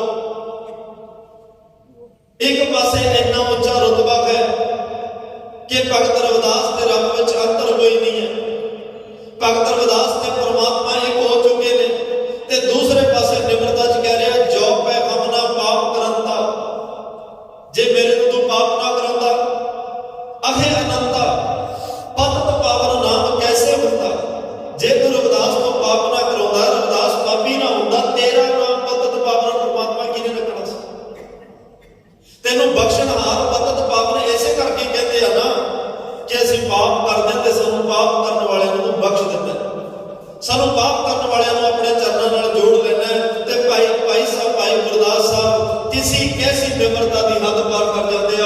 ਉਹ ਭਾਈ ਗੁਰਦਾਸ ਜਿਹੜੇ ਰਿਸ਼ਤੇ ਵਜੋਂ ਧੰਨ ਗੁਰੂ ਅਰਜਨ ਦੇਵ ਪਾਤਸ਼ਾਹ ਦੇ ਮਾਮਾ ਲੱਗਦੇ ਆ, ਉਹਨਾਂ ਦੇ ਰਿਸ਼ਤੇ ਚੋਂ ਦੂਰੋਂ ਨੇੜਿਓਂ ਤੇ ਔਰ ਗੁਰੂ ਘਰ ਦਾ ਉਹਨਾਂ ਨੂੰ ਵੇਦ ਵਿਆਸ ਕਿਹਾ ਜਾਂਦਾ। ਚਲੋ ਉਹਨਾਂ ਤੋਂ ਵੀ ਉੱਚੀ ਪਦਵੀ ਹੈ। ਕਿੰਨਾ ਉਹ ਜੁੜਿਆ ਹੋਇਆ ਗੁਰਸਿੱਖ ਹੋਏਗਾ, ਕਿੰਨੀ ਭਾਈ ਗੁਰਦਾਸ ਦੀ ਕਿਰਪਾ ਹੋਏਗੀ। ਧੰਨ ਗੁਰੂ ਅਰਜਨ ਦੇਵ ਪਾਤਸ਼ਾਹ ਨੇ ਆਪਣੀ ਜ਼ਿੰਦਗੀ ਦਾ ਸਭ ਤੋਂ ਵੱਡਾ ਕਾਰਜ ਧੰਨ ਗੁਰੂ ਗ੍ਰੰਥ ਸਾਹਿਬ ਦੀ ਸੰਪਾਦਨਾ ਕਰਕੇ ਕੀਤਾ ਤੇ ਉਹ ਸੰਪਾਦਨਾ ਦੀ ਲਿਖਾਈ ਵਾਸਤੇ ਭਾਈ ਗੁਰਦਾਸ ਨੂੰ ਚੁਣਿਆ। ਕਿੱਡਾ ਉੱਚ ਪਾਏ ਦਾ ਜੀਵਨ, ਕਿੱਡੀ ਬਖਸ਼ਿਸ਼, ਕਿੱਡੀ ਰਹਿਮਤ, ਕਿੱਡੀ ਸਿਆਣਪ, ਕਿੱਡੀ ਰੱਬੀ ਕਿਰਪਾ ਉਸ ਭਾਈ ਗੁਰਦਾਸ ਸਾਹਿਬ ਤੇ ਹੋਏਗੀ। ਲੇਕਿਨ ਭਾਈ ਗੁਰਦਾਸ ਸਾਹਿਬ ਨੂੰ ਪੁੱਛੋ ਵੀ ਤੁਹਾਡੇ ਤੋਂ ਇੰਨੀਆਂ ਸੇਵਾਵਾਂ ਗੁਰੂ ਸਾਹਿਬ ਨੇ ਲਈਆਂ, ਤੁਸੀਂ ਗੁਰੂ ਘਰ ਵਿੱਚ ਬੜੀਆਂ ਉੱਚੀਆਂ ਤੇ ਵੱਡੀਆਂ ਸੇਵਾਵਾਂ ਕੀਤੀਆਂ ਨੇ, ਤੁਹਾਡੇ ਤੇ ਇੰਨੀ ਬਖਸ਼ਿਸ਼ ਹੈ ਧੰਨ ਗੁਰੂ ਨਾਨਕ ਸਾਹਿਬ, ਗੁਰੂ ਅਮਰਦਾਸ, ਗੁਰੂ ਅਰਜਨ ਦੇਵ ਪਾਤਸ਼ਾਹ ਦੀ, ਤੁਹਾਡਾ ਬੜਾ ਉੱਚ ਪਾਏ ਦਾ ਜੀਵਨ ਹੈ। ਹਰ ਵੇਲੇ ਗੁਰੂ ਦੀਆਂ ਰਹਿਮਤਾਂ ਨੂੰ ਮਾਣਦੇ ਹੋ। ਕਹਿੰਦੇ ਨਹੀਂ ਲੋਕ ਕਹਿੰਦੇ ਆ, ਪਰ ਮੇਰਾ ਅਸਲ ਜੀਵਨ ਦਾ ਪਤਾ ਕੀ ਹੈ। ਹੁਣ ਨਿਮਰਤਾ ਦੀ ਹੱਦ ਵੇਖਿਓ ਕੀ ਹੈ। ਹਉ ਅਪਰਾਧੀ ਗੁਨਾਹਗਾਰ ਹਉ ਬੇਮੁਖ ਬੰਦਾ। ਮੈਂ ਤਾਂ ਅਪਰਾਧੀ ਹਾਂ, ਮੈਂ ਗੁਨਾਹਗਾਰ ਹਾਂ, ਮੈਂ ਬੇਮੁਖ ਹਾਂ। ਲੋਕ ਕਹਿੰਦੇ ਭਾਈ ਗੁਰਦਾਸ ਬੜਾ ਚੰਗਾ ਹੈ, ਵਿਦਵਾਨ ਹੈ, ਗੁਰਬਾਣੀ ਨੇ ਲਿਖੀ, ਲੇਕਿਨ ਉਹ ਕਹਿੰਦਾ ਮੈਨੂੰ ਪਤਾ ਮੈਂ ਕਿਹੋ ਜਿਹਾ। ਹਉ ਅਪਰਾਧੀ ਗੁਨਾਹਗਾਰ ਹਉ ਬੇਮੁਖ ਬੰਦਾ, ਚੋਰ ਯਾਰ ਜਵਾਰ ਜਿਉ ਹਮ ਪਾਪ ਹਉ ਭਰ ਕਰ ਜੋ ਹੁੰਦਾ। ਸਾਰੇ ਔਗਣਾਂ ਦਾ ਜ਼ਿਕਰ ਹੋ ਰਿਹਾ। ਉਹ ਕਹਿੰਦੇ ਮੇਰੇ ਵਿੱਚ ਇੰਨੀ ਨਿਮਰਤਾ। ਕਈ ਵਿਦਵਾਨਾਂ ਨੇ ਅਰਥ ਇਹ ਕੀਤਾ ਵੀ ਇੰਨੇ ਔਗਣ ਹੋਣ ਦੇ ਬਾਵਜੂਦ ਵੀ ਜੇ ਕੋਈ ਗੁਰੂ ਦੇ ਚਰਨਾਂ ਵਿੱਚ ਆ ਜਾਏ, ਗੁਰੂ ਆ ਸਾਰੇ ਔਗਣ ਆਪਣੇ ਕੋਲ ਰੱਖ ਕੇ ਗੁਨਾਹ ਨਾਲ ਝੋਲੀ ਭਰ ਦਿੰਦਾ। ਉਹ ਅਪਰਾਧੀ ਹੋਵੇ, ਉਹ ਗੁਨਾਹਗਾਰ ਹੋਵੇ, ਉਹ ਬੇਮੁਖ ਹੋਵੇ, ਉਹ ਚੋਰ ਹੋਵੇ, ਉਹ ਯਾਰ ਹੋਵੇ, ਉਹ ਜਵਾਰ ਹੋਵੇ, ਜਿੰਨੇ ਮਰਜ਼ੀ ਉਹਦੇ ਕੋਲ ਔਗਣ ਹੋਣ, ਗੁਰੂ ਨੂੰ ਇੱਕ ਵਾਰੀ ਆ ਕੇ ਕਹਿੰਦੇ ਮੈਂ ਪਾਪੀ ਹਾਂ, ਮੈਂ ਭੁੱਲ ਗਿਆ, ਮੇਰੇ ਤੋਂ ਗੁਨਾਹ ਹੋ ਗਏ, ਮੈਨੂੰ ਬਖਸ਼ ਦਿਓ। ਭਗਵਾਨ ਕ੍ਰਿਸ਼ਨ ਨੂੰ ਅਰਜਨ ਨੇ ਪੁੱਛਿਆ ਸੀ, ਭਗਵਾਨ ਮੈਂ ਰੋਜ਼ ਵੇਖਦਾ ਬੜੇ ਵੱਡੇ ਵੱਡੇ ਪਾਪੀ ਤੁਹਾਡੇ ਕੋਲ ਆਉਂਦੇ ਆ, ਉਹ ਇੱਕ ਵਾਰ ਆ ਕੇ ਕਹਿੰਦੇ ਆ ਭਗਵਾਨ ਗਲਤੀ ਹੋ ਗਈ ਸਾਨੂੰ ਬਖਸ਼ ਲੈ, ਤੇ ਤੁਸੀਂ ਦੂਸਰੀ ਗੱਲ ਹੀ ਨਹੀਂ ਕਰਦੇ ਨੂੰ ਬਖਸ਼ ਦਿੰਦੇ ਹੋ। ਭਗਵਾਨ ਕ੍ਰਿਸ਼ਨ ਕਹਿੰਦੇ ਅਰਜਨ ਜਦੋਂ ਕੋਈ ਭਾਵਨਾ ਨਿਮਰਤਾ ਨਾਲ ਢਹਿ ਢੇਰੀ ਹੋ ਕੇ ਪਛਤਾਪ ਕਰਕੇ ਕਹਿੰਦਾ ਭੁੱਲ ਹੋ ਗਈ, ਗਲਤੀ ਹੋ ਗਈ, ਬਖਸ਼ ਦਿਓ, ਫਿਰ ਮੇਰਾ ਬਿਰਦ ਮੇਰਾ ਸੁਭਾਅ ਇਹ ਹੈ, ਮੇਰੇ ਤੋਂ ਬਖਸ਼ੇ ਬਿਨਾਂ ਰਹਿ ਹੀ ਨਹੀਂ। ਮੇਰਾ ਵੀ ਧਰਮ ਬਣਦਾ ਮੈਨੂੰ ਬਖਸ਼ ਦੇਵਾ ਜਦੋਂ ਨੇ ਪਛਤਾਪ ਕਰ ਲਿਆ। ਇਸ ਲਈ ਅਸੀਂ ਵੀ ਅਰਦਾਸ ਇਹੀ ਕਰਨੀ ਹੈ, ਲੇਖਿਆ ਕਦੇ ਨਾ ਛੁੱਟੀਏ, ਖਿਨ ਖਿਨ ਭੁੱਲਣਹਾਰ ਬਖਸ਼ਣਹਾਰ ਬਖਸ਼ ਲੈ, ਨਾਨਕ ਪਾਰ ਉਤਾਰ ਜਿਉ ਭਾਵੇਂ ਤਿਉ ਰੱਖ ਲੈ, ਹਮ ਸ਼ਰਨ ਪ੍ਰਭ ਆਏ। ਰਾਮ ਰਾਜੇ ਭਾਈ ਗੁਰਦਾਸ ਸਾਹਿਬ ਦੀ ਨਿਮਰਤਾ। ਹਉ ਅਪਰਾਧੀ ਗੁਨਾਹਗਾਰ ਹਉ ਬੇਮੁਖ ਬੰਦਾ, ਚੋਰ ਯਾਰ ਜੋ ਆਪ ਹਉ ਜੋ ਪਰ ਘਰ ਜੋ ਹੁੰਦਾ, ਨਿੰਦਕ ਦੁਸ਼ਟ ਹਰਾਮ ਖੋਰ ਠੱਗ ਦੇਸ਼ ਜਗੰਦਾ। ਕਾਮ ਕ੍ਰੋਧ ਆ ਸਾਰੇ ਔਗਣ ਨੇ, ਕਾਮ ਕ੍ਰੋਧ ਮਦ ਲੋਭ ਮੋਹ ਅਹੰਕਾਰ ਕਰੰਦਾ। ਕਹਿੰਦੇ ਵਿਸ਼ਵਾਸਘਾਤੀ ਅਕਿਰਤ ਘਾਣਾ, ਮੈਂ ਕੋਲ ਨਾ ਰਖਦਾ, ਮੈਂ ਵਿਸ਼ਵਾਸਘਾਤੀਆਂ ਅਕਿਰਤ ਘਾਣਾ, ਪਰ ਸਿਮਰ ਮਰੀਦਾ ਢਾਡੀਆਂ ਸਤਿਗੁਰ ਬਖਸ਼ੰਦਾ। ਇੰਨੀ ਨਿਮਰਤਾ ਦਾ ਉਹਨਾਂ ਪਾਠ ਪੜਾਇਆ ਕਿ ਭਾਈ ਇੰਨੇ ਔਗਣ ਹੋਣ ਪਰ ਨਿਮਰਤਾ ਨਾਲ ਗੁਰੂ ਦੇ ਚਰਨਾਂ ਵਿੱਚ ਜੁੜ ਜਾ, ਨਿਮਰਤਾ ਨਾਲ ਗੁਰੂ ਅੱਗੇ ਅਰਦਾਸ ਕਰਕੇ ਸਾਰਾ ਕੁਝ ਕਬੂਲ ਕਰ ਲਾ। ਕਿ ਬਾਦਸ਼ਾਹ ਮੇਰੇ ਚ ਔਗਣ ਹੈਗੇ ਨੇ, ਭੁਲੇਖੇ ਵਿੱਚ ਨਾ ਰੱਖ, ਇਹ ਨਾ ਸੋਚ ਵੀ ਗੁਰੂ ਨੂੰ ਕਿਹੜਾ ਪਤਾ, ਉਹ ਸਭ ਕੁਝ ਜਾਣਦਾ ਹੈ। ਇੱਥੇ ਨਿਮਰਤਾ ਨਾਲ ਸਰੈਂਡਰ ਕਰਕੇ ਬੇਨਤੀ ਕਰ, ਸਤਿਗੁਰੂ ਬਖਸ਼ ਦੇਣਗੇ, ਆਪਣੇ ਚਰਨਾਂ ਨਾਲ ਜੋੜ ਲੈਣਗੇ, ਆਪਣਾ ਰੂਪ ਤੈਨੂੰ ਦੇ ਕੇ ਆਪਣਾ ਰੂਪ ਬਣਾ ਲੈਣਗੇ, ਕਿਉਂਕਿ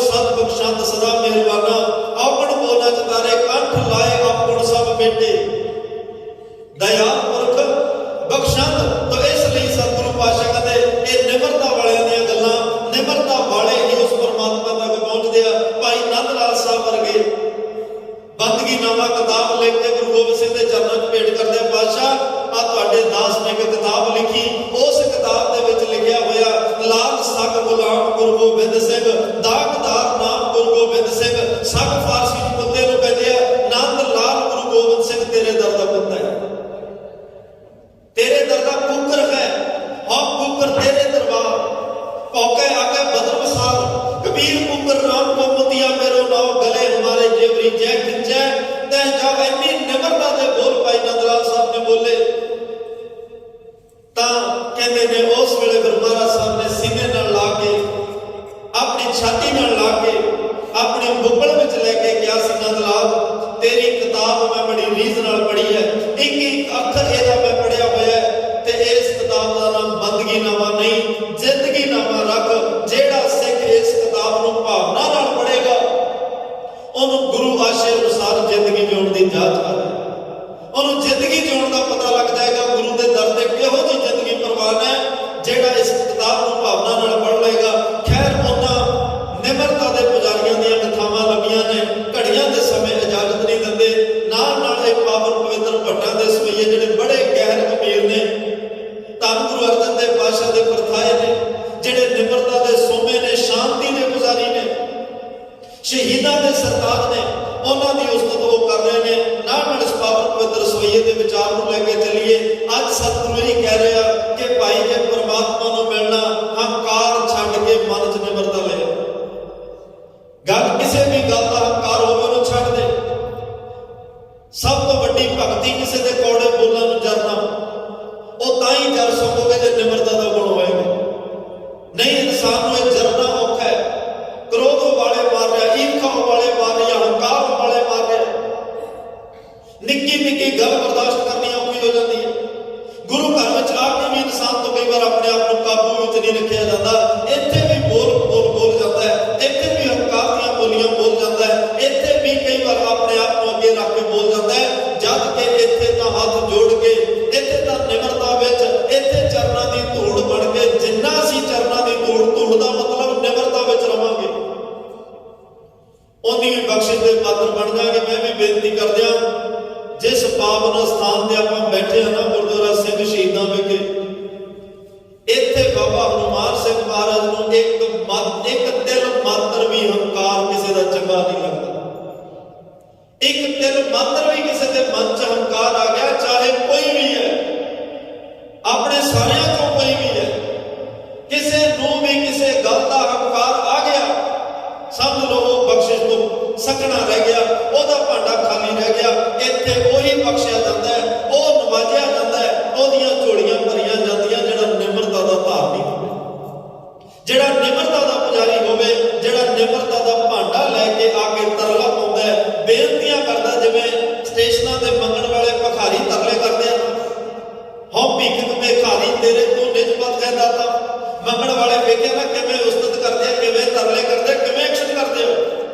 ਮਹਾਰਾਜ ਕਹਿੰਦੇ ਐਵੇਂ ਜਿਹੜਾ ਨਿਮਰਤਾ ਜਾ ਕੇ ਅੰਦਰੋਂ ਤਰਲੇ ਪਾਵੇ, ਦਿਖਾਵਾ ਨਹੀਂ, ਅੰਦਰੋਂ ਤਰਲੇ ਪਾਵੇ, ਅੰਦਰੋਂ ਨਿਮਰਤਾ ਦੇ ਵਿੱਚ ਬੋਲ ਬੋਲੇ, ਕਹੋ ਕੇ ਬੋਲਣ ਬੋਲੀਏ ਜਿੱਤ ਸੁਣ ਕਰੇ ਪਿਆਰ, ਉਹ ਨਿਮਰਤਾ ਦੇ ਬੋਲ ਬੋਲੇ, ਉਹਦੀ ਝੋਲੀ ਖਾਲੀ ਨਹੀਂ ਰਹਿੰਦੀ, ਝੋਲੀ ਨੇ ਤਾਂ ਭਰਨਾ ਹੀ ਭਰਨਾ, ਉਹਦਾ ਜੀਵਨ ਵੀ ਸਫਲ ਹੋ ਜਾਂਦਾ, ਉਹਦਾ ਲੋਕ ਪਰਲੋਕ ਸਫਲ ਹੋ ਜਾਂਦਾ ਹੈ, ਉਹਦਾ ਜਨਮ ਮਰਨ ਕੱਟਿਆ ਜਾਂਦਾ ਹੈ, ਉਹ ਇੱਥੇ ਵੀ ਸੁੱਖ ਪਾਉਂਦਾ ਹੈ ਤੇ ਪਰਲੋਕ ਵਿੱਚ ਵੀ ਸੁੱਖ ਪਾਉਂਦਾ ਹੈ, ਇੱਥੇ ਵੀ ਧੱਕੇ ਠੋਕਰਾਂ ਤੋਂ ਬਚ ਜਾਂਦਾ ਹੈ ਤੇ ਉਹਨੂੰ ਦਰਗਾਹ ਵਿੱਚ ਵੀ ਰੇਰੇ ਦਰਗਾਹ ਕਹਿ ਨਾ ਕੋ।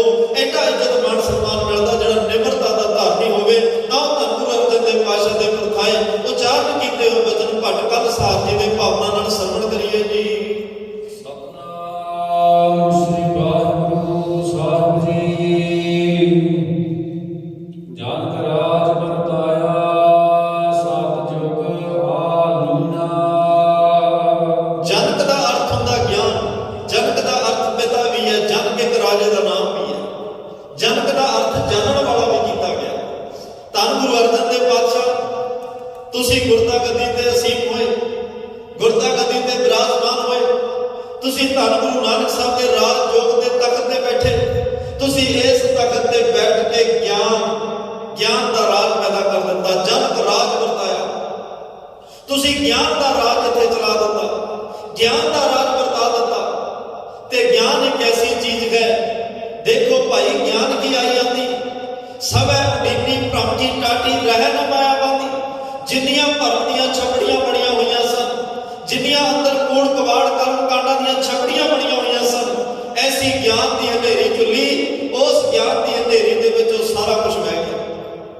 ਉਹ ਸਾਰਾ ਕੁਝ ਹੀ ਉਸ ਗਿਆਨ ਦੀ ਹਨੇਰੀ ਦੇ ਵਿੱਚ ਜਿਹੜਾ ਚਲਾ ਗਿਆ। ਜਦੋਂ ਕਹਿੰਦੇ ਨੇ ਇਸ ਗਿਆਨ ਦੀ ਹਨੇਰੀ ਚੱਲੀ, ਗਿਆਨ ਦੀ ਹਨੇਰੀ ਆਈ, ਤਾਂ ਗਰੀਬ ਨਵਾਜ ਪਾਤਸ਼ਾਹ ਕਹਿੰਦੇ ਆ ਕਬੀਰ ਜਹਾਂ ਗਿਆਨ ਦਾ ਧਰਮ ਹੈ। ਧਰਮ ਵੀ ਉੱਥੇ ਹੈ ਜਿੱਥੇ ਗਿਆਨ ਹੋਵੇ। ਕੁੱਬੇ ਬੰਦਾ ਜਲ ਰਹਿ, ਜਲ ਬਿਨ ਕੁੱਬ ਨਾ ਹੋਏ, ਗਿਆਨ ਦਾ ਬੰਦਾ ਬਨ ਰਹਿ, ਗੁਰ ਬਿਨ ਗਿਆਨ ਨਾ ਹੋਏ। ਗੁਰੂ ਤੋਂ ਬਿਨਾਂ ਗਿਆਨ ਨਹੀਂ, ਗਿਆਨ ਦਾ ਬੰਦਾ ਮਨ ਟਿਕਦਾ ਹੈ। ਗਿਆਨ ਤੋਂ ਬਿਨਾਂ ਇਹ ਮਨ ਟਿਕ ਨਹੀਂ ਸਕਦਾ, ਗਿਆਨ ਤੋਂ ਬਿਨਾਂ ਮਨ ਲੱਗ ਨਹੀਂ ਸਕਦਾ।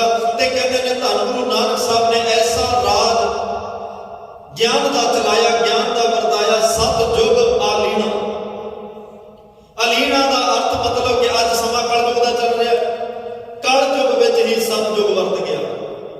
ਕਦੇ ਸਮਾਂ ਸੀ ਸਤਿਯੁਗ ਵਿੱਚ ਕਲਯੁਗ ਵਰਤਿਆ। ਸਤਿਯੁਗ ਵਿੱਚ ਪਾਪ ਹੋਏ, ਇੱਥੇ ਪਾਪ ਕਰਨ ਵਾਲੇ ਵੀ ਨਾਲ ਚੱਲਦੇ ਆ ਰਿਹਾ, ਪੁੰਨ ਕਮਾਉਣ ਵਾਲੇ ਵੀ ਨਾਲ ਚੱਲਦੇ ਆ ਰਹੇ। ਇੱਥੇ ਧਰਮੀ ਵੀ ਚੱਲ ਰਿਹਾ, ਪਾਪੀ ਵੀ ਚੱਲ ਰਿਹਾ, ਦੋਵੇਂ ਗੱਲਾਂ ਬਰਾਬਰ ਨੇ। ਸਤਿਯੁਗ ਦੇ ਵਿੱਚ ਕੀ ਹੁੰਦਾ ਸੀ, ਤਾਂ ਮਹਾਰਾਜ ਸਾਹਿਬ ਦੇ ਸਤਿਯੁਗ ਵਿੱਚ ਪਾਪ ਇੱਕ ਕਰਦਾ ਸੀ, ਸਜ਼ਾ ਸਾਰਿਆਂ ਨੂੰ ਮਿਲਦੀ ਸੀ। ਤ੍ਰੇਤੇ ਦੇ ਵਿੱਚ ਪਾਪ ਇੱਕ ਨੇ ਕਰਨਾ, ਉਹਦੀ ਸਾਰੀ ਨਗਰੀ ਨੂੰ ਸਾੜਿਆ ਜਾਂਦਾ ਸੀ। ਦੁਆਪਰ ਦੇ ਵਿੱਚ ਪਾਪ ਇੱਕ ਨੇ ਕਰਨਾ, ਸਾਰੇ ਕੁੱਲ ਖਾਨਦਾਨ ਨੂੰ 1 ਲੱਖ ਪੂਤ 1.25 ਲੱਖ ਨਾਤੀ ਤੇ ਰਾਵਣ ਕਰਦੀ ਅਨੁਪਤੀ। ਰਾਵਣ ਨੇ ਗਲਤੀ ਕੀਤੀ, ਸਾਰੀ ਲੰਕਾ ਸਾੜੀ ਗਈ। ਇਹ ਉਸ ਵੇਲੇ ਦੇ ਯੁੱਗਾਂ ਦੇ ਵਰਤਾਰੇ, ਸਨਾਤਨ ਮਤ ਨੇ ਯੁੱਗਾਂ ਦੇ ਵਿੱਚ ਸੰਸਾਰ ਨੂੰ ਵੰਡਿਆ। ਲੇਕਿਨ ਅੱਜ ਕਹਿ ਰਹੇ ਉਹ ਸਤਿਯੁਗ ਵਰਤ ਗਿਆ ਗੁਰੂ ਅਰਜਨ ਦੇਵ ਪਾਤਸ਼ਾਹ ਦੇ ਰਾਜ ਵਿੱਚ। ਗੁਰੂ ਅਰਜਨ ਦੇਵ ਪਾਤਸ਼ਾਹ ਨੇ ਗਿਆਨ ਦਾ ਰਾਜ ਚਲਾਇਆ, ਸਤਿਯੁਗ ਵਿੱਚ ਸਾਰਾ ਕੁਝ ਸਮਾ ਗਿਆ। ਅਸਲ ਵਿੱਚ ਸਤਿਯੁਗ ਸਮੇਂ ਦਾ ਨਹੀਂ, ਸਤਿਯੁਗ ਇੱਕ ਅਵਸਥਾ ਦਾ ਨਾਮ ਹੈ। ਮਹਾਰਾਜ ਨੇ ਆਪਣੇ ਬਚਨਾਂ 'ਚ ਕਿਹਾ ਇੱਕ ਘੜੀ ਨਾ ਮਿਲਦੇ ਤਾਂ ਕਲਯੁਗ ਹੁੰਦਾ। ਹੁਣ ਕਦ ਮਿਲਿਆ ਨਾ ਤੁਧ ਭਗਵੰਤਾ, ਮੋਹਿ ਰਹਿਣ ਨਾ ਵਿਆਪੈ ਨੀਂਦ ਨਾ ਆਵੇ, ਬਿਨ ਦੇਖੇ ਗੁਰ ਦਰਬਾਰੇ ਜੀਓ, ਕਲ ਮੈਂ ਪ੍ਰੇਤ ਜਿਨੀ ਨਾਮ ਨਾ ਪਛਾਤਾ। ਤਾਂ ਗਰੀਬ ਨਵਾਜ ਪਾਤਸ਼ਾਹ ਕਹਿ ਰਿਹਾ ਕਲਯੁਗ ਤਾਂ ਉਦੋਂ ਵਰਤਦਾ ਭਾਈ ਜਦੋਂ ਪਰਮਾਤਮਾ ਨਾਲੋਂ ਵਿਛੋੜਾ ਪੈ ਜਾਏ, ਉਸ ਪਰਮਾਤਮਾ ਤੋਂ ਇਨਸਾਨ ਦੂਰ ਹੋ ਜਾਏ। ਜਿੰਨੀ ਦੇਰ ਤੱਕ ਉਹ ਪਰਮਾਤਮਾ ਨਾਲ ਜੁੜਿਆ ਉਹ ਸਤਿਯੁਗ ਵਿੱਚ ਹੈ, ਜਿਹੜਾ ਸਤ ਨਾਲ ਜੁੜਿਆ ਉਹ ਸਤਿਯੁਗ ਵਿੱਚ ਹੈ। ਜਦੋਂ ਮਹਾਰਾਜ ਮੈਂ ਸੱਚ ਬੋਲਦਾ ਮੈਂ ਸਤਿਯੁਗੀ ਹਾਂ, ਜਦੋਂ ਮੈਂ ਝੂਠ ਬੋਲਦਾ ਉਦੋਂ ਮੈਂ ਕਲਯੁਗੀ। ਮੈਂ ਇੱਕੋ ਵਾਰੀ ਤਿੰਨੇ ਚਾਰ ਯੁੱਗਾਂ ਵਿੱਚ ਜਿਉਂ ਪੈਣਾ। ਮੈਂ ਕੱਲਾ ਗਲਤੀ ਕਰਕੇ ਨਾਲਦਿਆਂ ਨੂੰ ਫਸਾ ਲਵਾਂ, ਮੈਂ ਸਤਿਯੁਗੀ ਹਾਂ। ਮੈਂ ਕੱਲਾ ਗਲਤੀ ਕਰਕੇ ਆਪਣੇ ਨਗਰ ਤੇ ਗੱਲ ਲੈ ਆਵਾਂ, ਮੈਂ ਤ੍ਰੇਤੇ ਯੁੱਗ ਦਾ ਹੋ ਜਾਣਾ। ਜੇ ਮੈਂ ਕੱਲਾ ਗਲਤੀ ਕਰਕੇ ਆਪਣੀ ਕੁੱਲ ਨੂੰ ਕਲੰਕਿਤ ਕਰ ਰਿਹਾ ਤਾਂ ਮੈਂ ਦੁਆਪਰ ਯੁੱਗ ਵਿੱਚ ਹਾਂ। ਤੇ ਕਲਯੁਗ ਨੂੰ ਸਭ ਤੋਂ ਸ੍ਰੇਸ਼ਟ ਮੰਨਿਆ ਗਿਆ। ਯਾਦ ਰੱਖਿਓ, ਅਸੀਂ ਕਹਿੰਦੇ ਕਲਯੁਗ ਮਾੜਾ, ਪਰ ਬਾਣੀ ਨੇ ਕਲਯੁਗ ਨੂੰ ਸਭ ਤੋਂ ਸ੍ਰੇਸ਼ਟ ਗਿਣਿਆ। ਮਹਾਰਾਜ ਕਹਿ ਰਿਹਾ ਤੇ ਇਸ ਸਤਿਯੁਗ ਤ੍ਰੇਤਾ ਦੁਆਪਰ ਬਣੀਆਂ, ਕਲਯੁਗ ਉਤਮ ਯੁੱਗਾਂ ਮਾਹੇ, ਕਲਯੁਗ ਉਤਮੋ ਯੁੱਗਾਂ ਮਾਹੇ। ਸਤਿਯੁਗ ਤ੍ਰੇਤਾ ਦੁਆਪਰ ਲੋਕ ਕਹਿੰਦੇ ਵੀ ਚੰਗੇ ਨੇ, ਚੰਗੇ ਸਨ, ਪਰ ਇਹ ਸਾਰਿਆਂ ਨਾਲੋਂ ਚੰਗਾ ਕਲਯੁਗ ਹੈ। ਚੰਗਾ ਕਿਉਂ ਹੈ ਜੀ? ਕਿਉਂਕਿ ਉਸ ਵੇਲੇ ਗਲਤੀ ਇੱਕ ਸਜ਼ਾ ਸਾਰਿਆਂ ਨੂੰ, ਗਲਤੀ ਇੱਕ ਕਰਦਾ ਦੁੱਖ ਸਾਰੇ ਭੋਗਦੇ ਆ, ਗਲਤੀ ਇੱਕ ਕਰਦਾ ਕਲੰਕਿਤ ਖਾਨਦਾਨ ਹੋ ਜਾਂਦਾ ਸਾਰੇ ਖਾਨਦਾਨ ਨੂੰ। ਇਹ ਚੰਗਾ ਇਸ ਕਰਕੇ ਇਹ ਕਰ ਕਰੇ ਸੋ ਇਹ ਕਰ ਪਾਏ, ਕੋਈ ਨਾ ਪਕੜੀਏ ਕਿਸੇ ਥਾਂ। ਇਹ ਕਲਯੁਗ ਤਾਂ ਚੰਗਾ ਜੇ ਆਹ ਹੱਥ ਨੇ ਗਲਤੀ ਕੀਤੀ ਹੈ, ਸਜ਼ਾ ਵੀ ਇਸ ਨੂੰ ਮਿਲਣੀ ਹੈ। ਜੇ ਖੱਬੇ ਹੱਥ ਨੇ ਗਲਤੀ ਕੀਤੀ, ਸਜ਼ਾ ਵੀ ਇਸ ਨੂੰ ਮਿਲਣੀ ਆ। ਕਹਿਣ ਤੋਂ ਭਾਵ ਜੇ ਸੱਜਾ ਹੱਥ ਪਾਪ ਕਰ ਰਿਹਾ ਤਾਂ ਇਹੀ ਦੇਣਦਾਰ ਹੈ, ਸਾਰਾ ਘਰ ਪਰਿਵਾਰ ਖਾਨਦਾਨ ਨਹੀਂ। ਜੇ ਖੱਬਾ ਹੱਥ ਗਲਤੀ ਕਰ ਲਿਆ ਇਹੀ ਜਵਾਬਦਾਰ ਹੈ। ਇਸੇ ਤੋਂ ਹੀ ਸਜ਼ਾ ਇਹਨੂੰ ਮਿਲਣੀ ਹੈ ਤੇ ਇਹਨੇ ਜਵਾਬ ਦੇਣਾ। ਇਹ ਨਹੀਂ ਕਿ ਸਾਰੇ ਸਰੀਰ ਨੂੰ ਜਾਂ ਸਾਰੇ ਪਰਿਵਾਰ ਨੂੰ ਜਾਂ ਸਾਰੇ ਕੁਲ ਨੂੰ ਉਸ ਪਾਪ ਦਾ ਖਮਿਆਜਾ ਭੁਗਤਣਾ ਪਵੇ। ਕਲਯੁਗ ਇਸ ਕਰਕੇ ਚੰਗਾ ਹੈ। ਦੂਸਰੀ ਗੱਲ, ਕਲਯੁਗ ਵਿੱਚ ਸਭ ਤੋਂ ਸੌਖਾ ਕੰਮ ਮਹਾਰਾਜ ਨੇ ਦੱਸ ਦਿੱਤਾ ਕਿ ਕਲ ਕੇਵਲ ਨਾਮ ਆਧਾਰ। ਕਿਸੇ ਯੁੱਗ ਦੇ ਵਿੱਚ ਲੋਕਾਂ ਨੇ ਕਿਹਾ ਤੀਰਥ ਇਸ਼ਨਾਨ ਕਰੋ ਰੱਬ ਮਿਲੇਗਾ, ਕਿਸੇ ਯੁੱਗ ਵਿੱਚ ਕਿਹਾ ਪੂਜਾ ਕਰੋ ਰੱਬ ਮਿਲੇਗਾ, ਕਿਸੇ ਯੁੱਗ ਵਿੱਚ ਕਿਹਾ ਤੁਸੀਂ ਪੁੱਠੇ ਲਟਕੋ ਰੱਬ ਮਿਲੇਗਾ, ਕਿਸੇ ਯੁੱਗ 'ਚ ਕੋਈ ਗੱਲ ਪ੍ਰਚਲਿਤ ਹੋਈ, ਕਿਸੇ ਯੁੱਗ 'ਚ ਕੋਈ। ਕਲਯੁਗ ਦੇ ਵਿੱਚ ਤਾਂ ਕੇਵਲ ਪਰਮਾਤਮਾ ਦਾ ਨਾਮ ਜਪੋ। ਨਾਮ ਜਪਣ ਵਾਲੇ ਘਰ ਗ੍ਰਸਤੀ ਪਰਿਵਾਰ 'ਚ ਰਹਿ ਕੇ ਪਰਮਾਤਮਾ ਨੂੰ ਪਾਵੇ, ਪਰਮਾਤਮਾ ਨੂੰ ਮਿਲ ਜਾਣਗੇ। ਤਾਂ ਮਹਾਰਾਜ ਕਹਿੰਦੇ ਸਤਿਯੁਗ ਆਲੀਣਾ। ਧੰਨ ਗੁਰੂ ਅਰਜਨ ਸਾਹਿਬ ਨੇ ਐਸਾ ਗਿਆਨ ਦਾ ਰਾਜ ਚਲਾਇਆ। ਅੱਜ ਕਲਯੁਗ ਵਿੱਚ ਸਤਿਯੁਗ ਵਰਤ ਰਿਹਾ। ਜਿਹੜਾ ਕੋਈ ਸਤ ਨਾਲ ਜੁੜੇਗਾ ਉਹ ਸਤਜੁਗੀ ਹੈ। 15 ਭਗਤਾਂ ਦੀ ਬਾਣੀ ਗੁਰੂ ਗ੍ਰੰਥ ਸਾਹਿਬ 'ਚ ਹੈ, ਪਰ ਇੱਕ ਰਾਜੇ ਦਾ ਵਿਸ਼ੇਸ਼ ਜ਼ਿਕਰ ਭਾਈ ਗੁਰਦਾਸ ਸਾਹਿਬ ਨੇ ਭਗਤ ਮਾਲਾ 'ਚ ਕੀਤਾ। ਭਗਤ ਵੱਡਾ ਰਾਜਾ ਜਨਕ ਹੈ, ਗੁਰਮੁਖ ਮਾਇਆ ਵਿੱਚ ਉਦਾਸੀ। ਉਹਨੂੰ ਵੱਡਾ ਕਿਹਾ ਕਿਉਂਕਿ ਬਾਕੀ ਰਾਜੇ ਭਰਤਰੀ ਜੀ, ਗੋਪੀ ਚੰਦ ਭਰਤਰੀ ਰਾਜਾ ਹੋਇਆ, ਧਰੋਮ ਰਾਜਾ ਹੋਇਆ, ਇਹ ਸਾਰੇ ਰਾਜ ਘਰਾਣਿਆਂ ਨਾਲ ਸੰਬੰਧਿਤ ਨੇ, ਮਹਾਤਮਾ ਉਹਦੇ ਰਾਜ ਘਰਾਣਿਆਂ ਨਾਲ ਸੰਬੰਧਿਤ ਨੇ, ਪਰ ਇਹਨਾਂ ਨੇ ਰਾਜ ਛੱਡ ਕੇ ਜੋਗ ਕਮਾਇਆ। ਇਹਨਾਂ ਨੇ ਰਾਜ ਨੂੰ ਛੱਡ ਕੇ ਪਰਮਾਤਮਾ ਨੂੰ ਪਾਇਆ। ਰਾਜੇ ਜਨਕ ਨੇ ਰਾਜ ਛੱਡ ਕੇ ਰੱਬ ਨੂੰ ਨਹੀਂ ਪਾਇਆ, ਰਾਜ ਵਿੱਚ ਰਹਿੰਦਿਆਂ ਰੱਬ ਨੂੰ ਪਾਇਆ, ਤਾਂ ਉਹ ਵੱਡਾ ਹੈ। ਗੁਰਮੁਖ ਮਾਇਆ ਵਿੱਚ ਉਦਾਸੀ। ਸੁਖਦੇਵ ਮੁਨੀ ਨੇ ਸੁਣਿਆ ਵੀ ਰਾਜਾ ਜਨਕ ਨੂੰ ਸਭ ਤੋਂ ਵੱਡਾ ਕਿਹਾ, ਕਹਿੰਦੇ ਨੇ ਵੀ ਰਾਜ ਭਗਤ ਚਲਾਉਂਦਾ ਵੀ ਉਦਾਸੀਨਤਾ ਚ ਰਹਿੰਦਾ ਹੈ। ਰੱਬ ਦੇ ਨੇੜੇ ਕੋਲੋਂ ਵੇਖ ਕੇ ਆਈ, ਉਹ ਜੋ ਇੱਕ ਜੋਗੀ ਕੋਲ ਨਿਸ਼ਾਨੀਆਂ ਹੁੰਦੀਆਂ ਨੇ, ਇੱਕ ਚਿੱਪੀ ਹੈ, ਲੋਟ ਹੈ ਤੇ ਇੱਕ ਫੋੜੀ ਹੁੰਦੀ ਹੈ ਛੋਟੀ ਜਿਹੀ। ਜਿਵੇਂ ਫੋੜਾ ਵੱਡਾ ਹੁੰਦਾ, ਇੱਕ ਛੋਟੀ ਫੋੜੀ ਜਿਹੜੀ ਪਿੱਛੇ ਢੂਹੀ ਤੇ ਸਵਾਹ ਲੱਗੀ ਆ ਉਹਨੂੰ ਲਾਉਣ ਵਾਸਤੇ ਹੁੰਦੀ ਹੈ। ਜਦੋਂ ਉਹ ਰਾਜੇ ਦੇ ਦਰਬਾਰ 'ਚ ਵੜਨ ਲੱਗਿਆ, ਡਿਊਟੀ ਤੇ ਗਿਆ, ਸੁਖਦੇਵ ਮੁਨੀ ਭੇਸ ਵਟਾ ਕੇ ਇੱਕ ਫਕੀਰਾਂ ਵਾਲਾ ਮੰਗਦਿਆਂ ਵਾਲਾ ਬਣਾਇਆ। ਸਾਹਮਣੇ ਵੇਖਿਆ ਹੀਰੇ ਜਵਾਹਰਾਤ ਦੇ ਝੁੰਮਰ ਝੂਲ ਰਹੇ, ਗੋਲੀਆਂ ਦਾਸੀਆਂ ਸੇਵਾ 'ਚ ਨੇ, ਮੰਤਰੀ ਸੰਤਰੀ ਵਾਲੇ ਦੁਆਲੇ ਬੈਠੇ, ਹਾਥੀ ਸੁਕਾਮੀਆਂ ਲੈ ਰਿਹਾ, ਨਰਸੰਗੇ ਵੱਜ ਰਿਹਾ, ਚੌਵਰ ਛਤਰ ਤਖਤ ਸਭ ਬੜੀ ਛਾਈ ਠਾਠ ਬਣ ਵੇਖੀ। ਸੁਖਦੇਵ ਮੁਨੀ ਕਹਿੰਦਾ ਲੋਕ ਝੂਠ ਬੋਲ ਰਿਹਾ, ਕਾਹਦਾ ਰਾਜਾ ਦਾ ਮਾਇਆ ਚ ਗੁਲਦਾਨ ਹੈ, ਇਹਦਾ ਹੀਰੇ ਜਵਾਹਰਾਤ ਸੋਨੇ ਵਿੱਚ ਉਲਝਿਆ ਪਿਆ। ਉਹਨੇ ਆਪਣੀ ਜਿਹੜੀ ਉਹ ਫੌੜੀ ਸੀ ਨਾ, ਡਿਊਟੀ ਦੇ ਵਿੱਚ ਇੱਕ ਪਾਸੇ ਮਨ ਚ ਫੁਰਨਾ ਬਣ ਰਿਹਾ ਹੈ। ਬ੍ਰਹਮ ਗਿਆਨ ਨਾਲ ਰਾਜਾ ਸੁਖਦੇਵ, ਉਹਨੇ ਜਨਕ ਨੇ ਵੇਖਿਆ, ਉਹ ਕਹਿੰਦਾ ਰਿਸ਼ੀ ਜੀ ਐਡੀ ਦੂਰੋਂ ਚੱਲ ਕੇ ਆ ਗਏ, ਪਰ ਮਨ ਚ ਛਲ ਹਜੇ ਵੀ ਨਹੀਂ ਬਦਲ, ਮਨ ਵਿੱਚ ਹਲੇ ਵੀ ਤੁਹਾਡੇ ਸ਼ੰਕੇ ਬਣੇ ਹੋਏ ਨੇ। ਇਹ ਸ਼ੰਕੇ ਛੱਡ ਦਿਓ, ਆਓ ਆਪਾਂ ਕੋਈ ਰੱਬ ਦੇ ਘਰ ਦੀ ਗੱਲ ਕਰੀਏ। ਪਰ ਨਹੀਂ, ਮਨ ਵਿੱਚ ਸ਼ੰਕਾ ਬੜਾ ਵੱਡਾ ਹੋ ਗਿਆ, ਬੜਾ ਕੁਝ ਚੱਲ ਪਿਆ ਅੰਦਰ। ਤਾਂ ਉਸ ਵੇਲੇ ਫਿਰ ਦੇਖਿਆ ਵੀ ਅਸਲ ਵਿੱਚ ਰਿਸ਼ੀ, ਅਸਲ ਵਿੱਚ ਜੋਗੀ ਕੌਣ ਹੈ। ਕਹਿੰਦੇ ਨੇ ਡਿਊਟੀ ਨੂੰ ਰਾਜੇ ਜਨਕ ਨੇ ਆਪਣੀ ਦਿਵ ਦ੍ਰਿਸ਼ਟੀ ਨਾਲ ਅੱਗ ਲਾਈ। ਅੱਗੇ ਜੋਗੀਆਂ ਕੋਲੇ ਸਿੱਧੀਆਂ ਹੁੰਦੀਆਂ ਸਨ, ਕੋਈ ਵੱਖਰੀ ਨਵੀਂ ਗੱਲ ਨਹੀਂ ਹੈ, ਕੋਈ ਹੈਰਾਨ ਹੋਣ ਵਾਲੀ ਗੱਲ ਨਹੀਂ ਹੈ। ਗੁਰੂ ਨਾਨਕ ਸਾਹਿਬ ਨੂੰ ਜਿਹੜੇ ਸਿੱਧ ਮਿਲੇ, ਕੋਈ ਖੜਾਵਾਂ ਤੇ ਉੱਡ ਰਿਹਾ ਸੀ, ਕੋਈ ਪਾਣੀ ਤੇ ਤੁਰ ਰਿਹਾ ਸੀ, ਕੋਈ ਕੁਛ ਕਰ ਰਿਹਾ, ਬੜਾ ਕੁਛ ਉਹਨਾਂ ਨੇ ਉੱਥੇ ਨਾਟਕ ਚਿੱਟ ਕੀਤੇ, ਕਿਉਂਕਿ ਇਹ ਸਿੱਧੀਆਂ ਦੇ ਵਿੱਚ ਸਾਰਾ ਕੁਛ ਆ ਜਾਂਦਾ ਹੈ। ਉਹਨੇ ਆਪਣੀ ਸਿੱਧੀ ਨਾਲ ਡਿਊਟੀ ਨੂੰ ਅੱਗ ਲਾਈ।